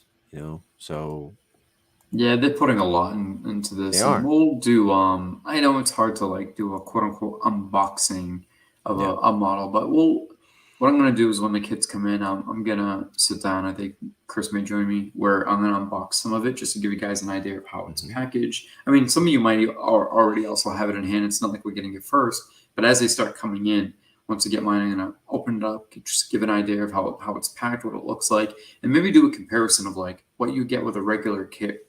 So I think that's going to speak volumes. One of the things that I think I'm getting the feeling that people are apprehensive about with Merlin models is they're not quite sure yet of what they're receiving for the price, right? Everybody's like, oh, for X amount of dollars, I could do this, or for X amount of dollars less, I can do that. But I think once in hand, we'll be able to showcase and point, the differences and the compare and contrast of what you're getting and why. So I'm And looking I forward think to it. And I think since the AT-AT, okay, he did the AT-AT, and I don't I don't know. I don't know how much of it is scanned off kit parts. I don't know. You know a little more about that, but I know that he has started to buy model kit parts and scan those and use actual model kit parts for his, Yes, other moving pieces forward, I think they're moving forward. being a lot more Yes. diligent with using the actual model kits. Yeah. Yes. Yeah. And then there's his Imperial Shuttle, Yep. which I've pre-ordered. I pre-ordered the big one, which I remember talking to you, Jason. I'm like, I don't know that I want the big one now, but I showed it to my son. He's like, why would you get the small one when you could get the big one? So I'm like, all right, I'll just stick to the big one. So I do a lot of things based That's off why. of, yeah. That picture right there. Well, this is the small one, dude. Oh, okay. Yeah. Yeah, you're right. You're right. This is the small one.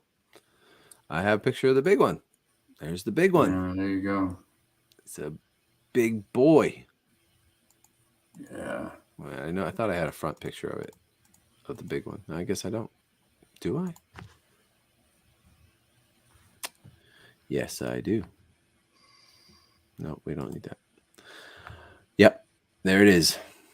Big boy. Damn. I don't know where I'm going to put it. I should by rights go to the smaller route, but I probably won't. So real quick, Chris, go back to that the shuttle. So if you're interested, or anybody that's interested, right above the cockpit there's a vent below the middle wing.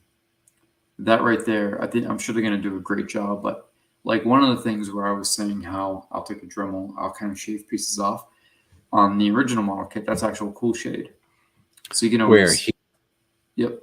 So you can always just cut that out and actually replace it with cool shade. But I think they're taking cool shade or emulating it, as precisely as they can. But if you wanted to give it that extra flair, you could always do something like that. Yeah. I should just get the small one. Damn it. Oh, well. Yeah, that's huge. That is humongous. 2 foot high. The small one's 2 foot high. Damn it. I don't know how you display it with the wings open for the big one. I have no idea. I want to. I don't know. We'll see. We'll figure it out when I get it. I'll make it work. And this is, I think, a 3D printed piece that he had finished. This is not the give that sample. Yeah, it's just a sample. But I know we worked with somebody pretty closely on identifying some of these kits. I remember he was trying to figure out something in the cockpit he sent me a picture of. I thought I knew what it was, but I didn't. I'm not great with IDing. And then there's the concept Ralph McQuarrie X-Wing that we did a show on before. I want this bad.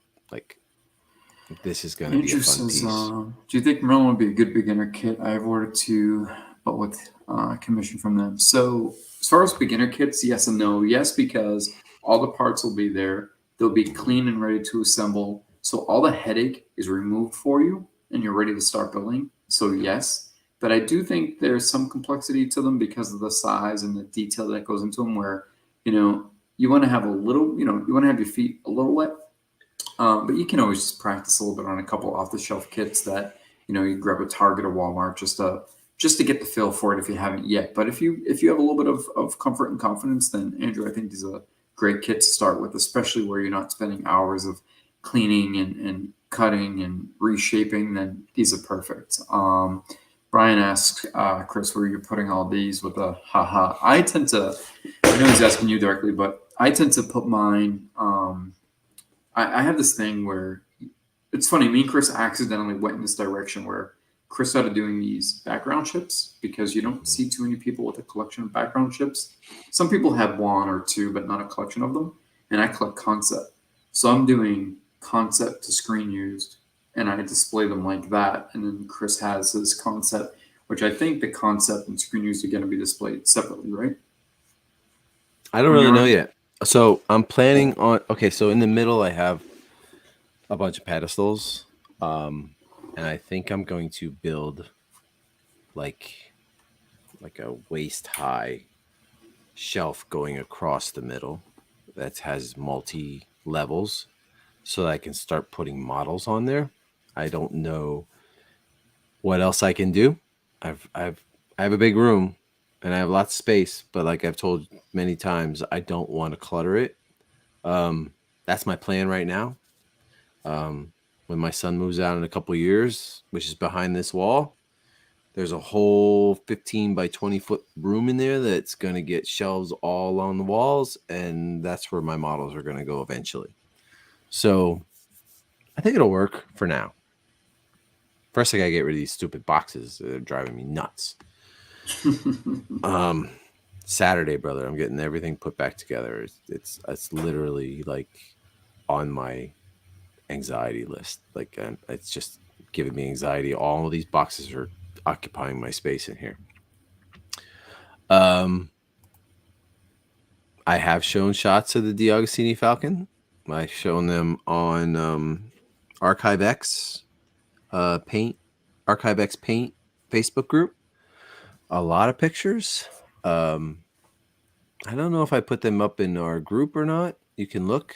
If I haven't, just hit me up. I'll send you pictures. It's okay. I'll send you what I have. I don't think I have any on my computer, but yeah.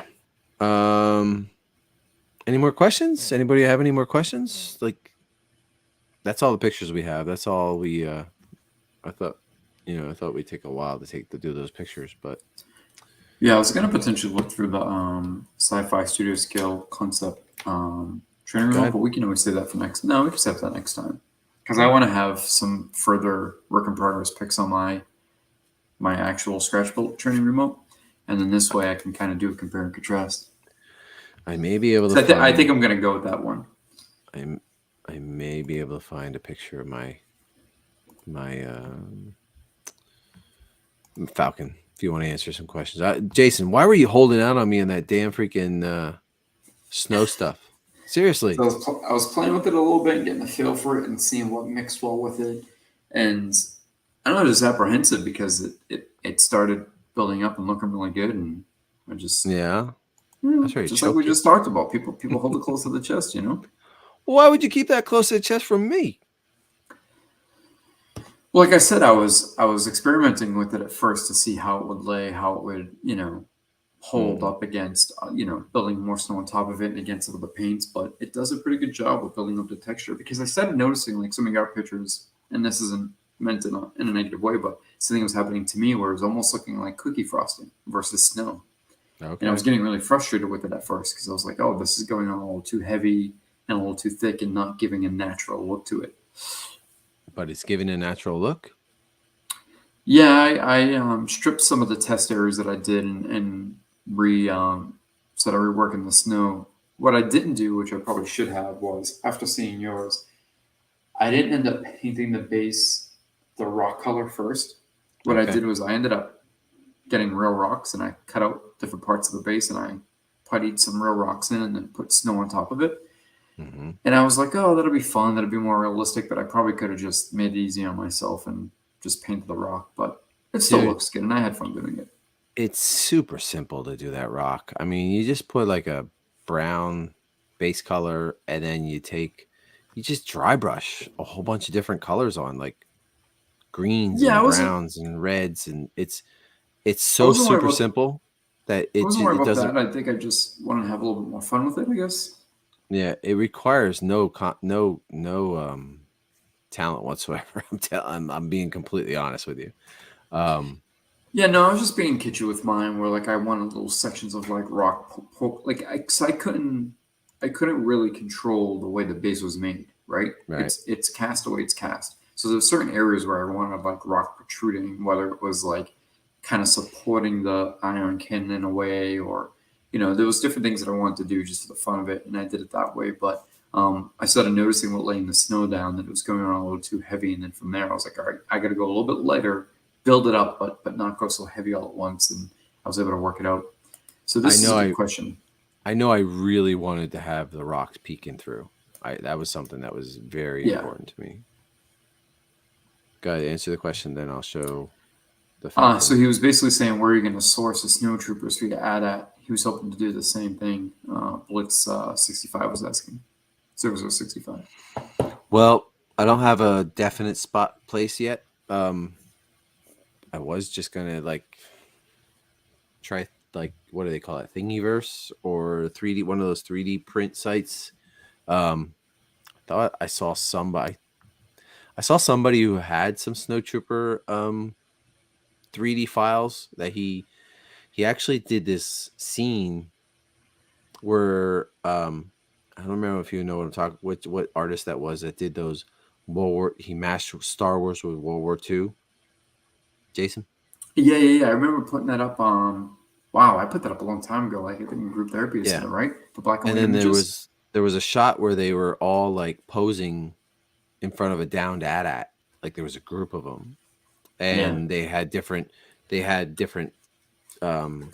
poses and different head sculpts, and I was gonna hit up that guy if I didn't find somebody else to do it, you know. So that was my plan. I'm sure there's somebody out there has a 3D file of Snowtrooper, you know what I mean, Snowtroopers that you can get off of them and change it however you want. Let's see. That was God. I'm terrible with names. Who asked me about my Jake? Was it Jake? Somebody asked me about my. Billy Ludwig was the artist who did those, Chris. Okay, yeah, some of them are really cool. Yeah, they're radical pieces. Josh asked about shots of my Falcon. This is it. This was my first model. First model I ever painted. It shows, huh? No, I'm kidding. Yeah, I'm kidding. It's pretty rough. No, I think it looks great. This is where I first did the rock, so that it was like, you know, they were asteroids that I used as a plaque holder. Yeah, I'm super proud of it. It's actually my favorite piece that I've ever. It always will be my favorite piece because it's my first. And I don't know if you can see it or not. Maybe I could show it on my other pictures. The other pictures. So yeah, this is my Falcon. I think. And this is a good go back to that one pic, Chris. Yeah. So going back to like the different levels of primer. Another reason why I like to use black primer. See what Chris kind of gashed into the surface there. Yep. The good thing about using black primer in some of these models is if you want to give specks of like damage or like, you know, blast marks, instead of trying to paint one on, you can actually do a subtractive where if you have black underneath, you can nick some of the paint off where it looks like it's been dinged or damaged and black is showing through. And that's easy to do with like a little scuff or a nick of a tip of a Dremel. Yeah. I think that's shown in. Did John do one of those videos where he had that? I think he did. I've seen it a few times. I think I've seen it with John. I've seen it a couple times where I learned it from, and it works really well. So part of the reason why this one's so special to me is because I actually, on the original Falcon, they put all of the artists signed it. Very, very small, very, very tiny. I replaced their names with names of my son's names. And there's a couple other people who are very important to me who have passed away, who are also in the spots of those artists, model makers. Like right there, you can see my son Taylor. His name's right there. Look it up. If you don't know about it, look it up. It's really cool to see where they put these names that you wouldn't think. You look at it, you would never know. You know, yeah, a couple of the models have some Easter eggs, whether they're names or other things hidden into them. Yeah, it's fun. See, that's my Falcon. Oh yeah, this is back. What a piece! I think we're gonna have Stuart on soon to talk about his Falcon, right? I Yeah, think we've been there's a little bit of a time difference because he's across the pond, but he's been working on a 5-foot one. Like there's right there is. Oh crap! What's that name? I can't read it. I don't. My glasses. I lost my glasses in Mexico, so I'm using these stupid CVS pieces of crap that barely can see anything. So yeah, that's my Falcon. I have a lot of my pieces on here. These are just some close-ups of like my favorite parts that are painted. I love staining on a model. This is my favorite thing to do is staining. It's just thinned out paint. You know, you take enamel and you put thinner in it and make it real like tinted thinner and just stain it. I love doing that. Yeah. And you put like you can just start out real light and then let it dry and then add another layer just to put like this might be like 3 layers whereas this might be 2 layers, you know what I mean? So you just play around and see what works for you. I love this staining. So there's more staining on the Sandcrawler I did as well, this staining here. So yeah.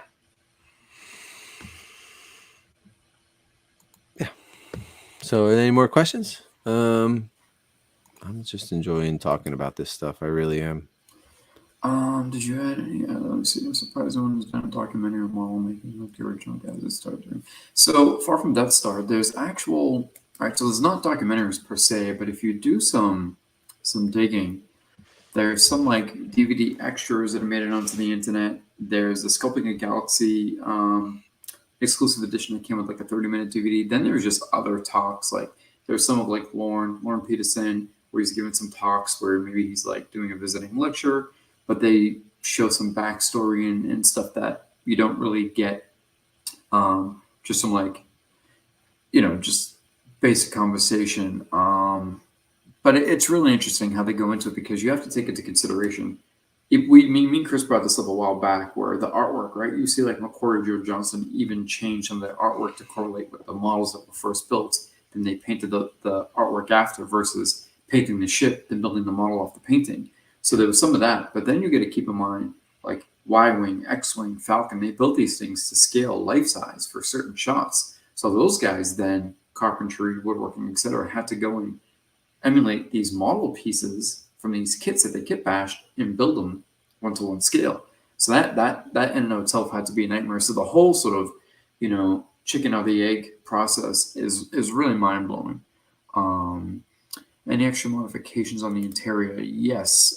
Chris can answer that, but I do think you did quite a few, right? No.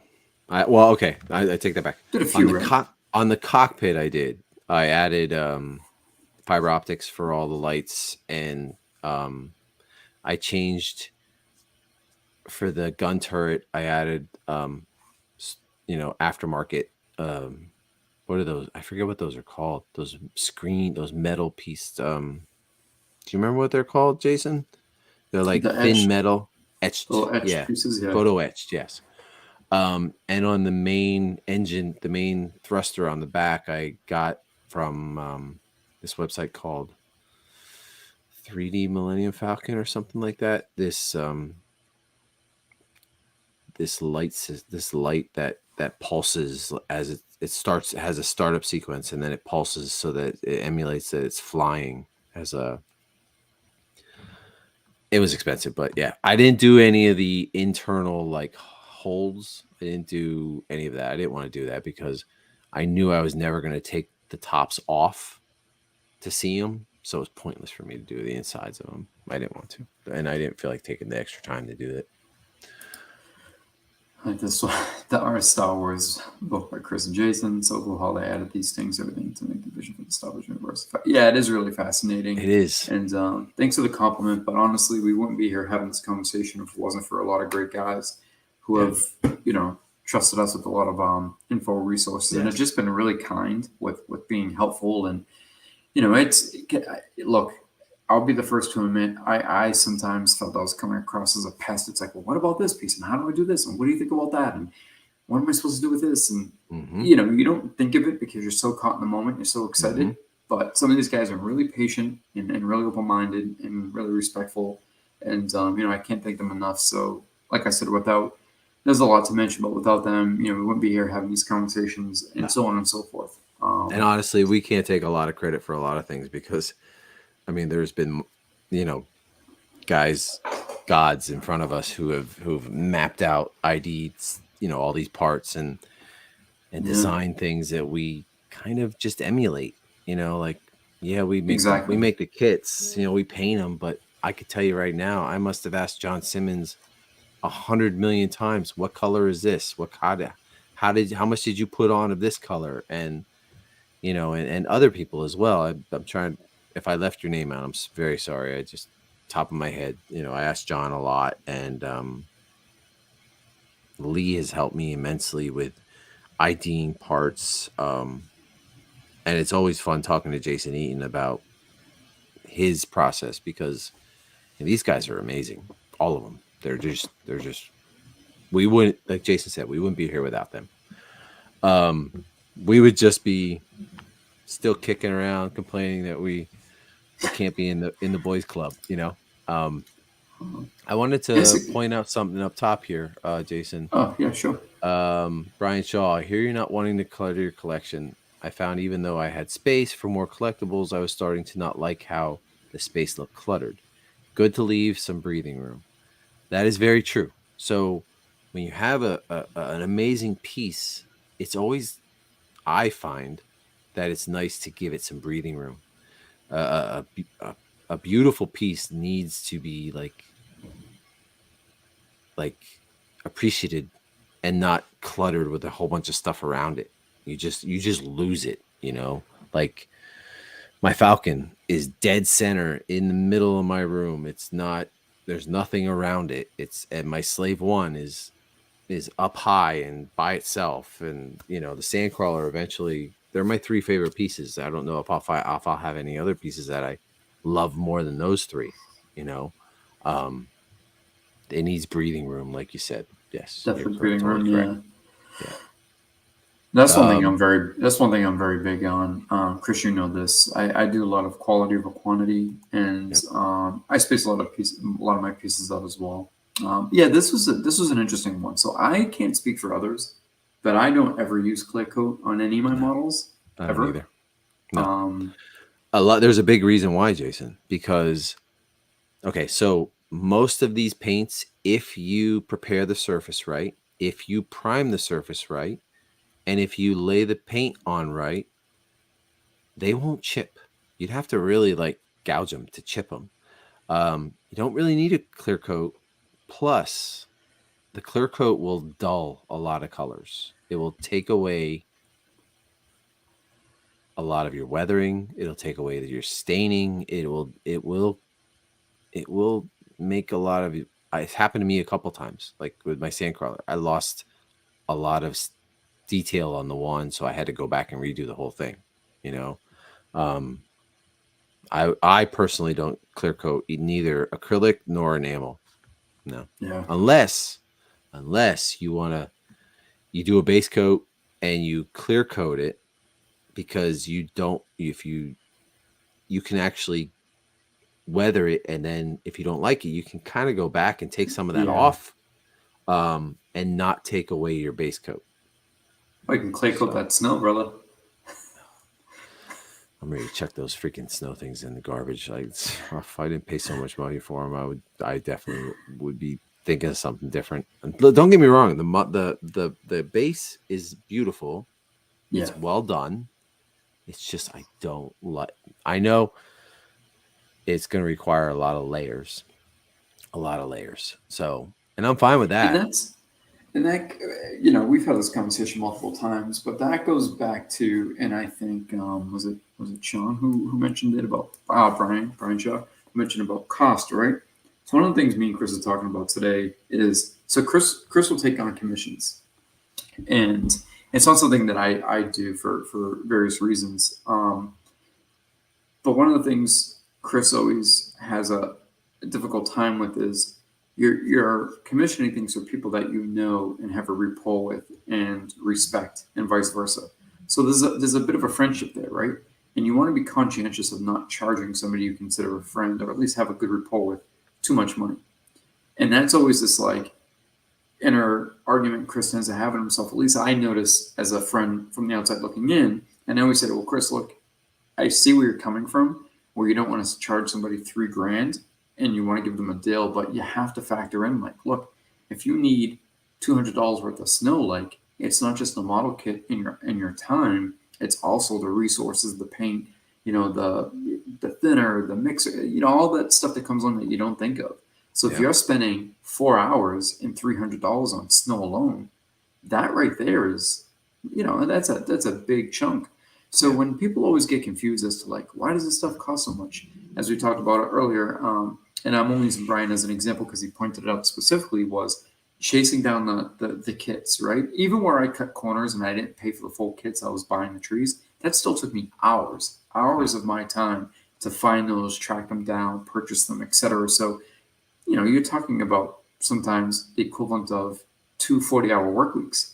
Then you're assembling it, you're painting it, it's going to cure, you're using all these resources that eventually run out. If you're spraying something a certain color, a mixture, you don't Tools that have you a have, tool like tools, belt sanders you've bought. things that You, like tools that have replacement parts that once yeah, it's utilized, you have to buy a new this or a new that. Yeah, there's a lot to it. there is. Um, grime coat stuff. So I think Scott is the Falcon. It's called misting, where you put all your base colors down, and then you mist it with the base color. I'm sorry, you put your base color down. You do your individual colored squares and rectangles or whatever the case may be, and then you mist it with the original color, which will blend all of the that will blend them together and make them not stand out so much. But what you don't want to do is do the whole thing, put all the weathering on, and then mist it with this grime color. You want to go 2/3 before you do your weathering, and then do the final third of misting. That way you don't lose your weathering and staining and stuff like that.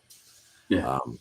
If that doesn't make a lot of sense, if you, just hit me up, I'll talk to you about it. It's a technique that I learned from a bunch of people.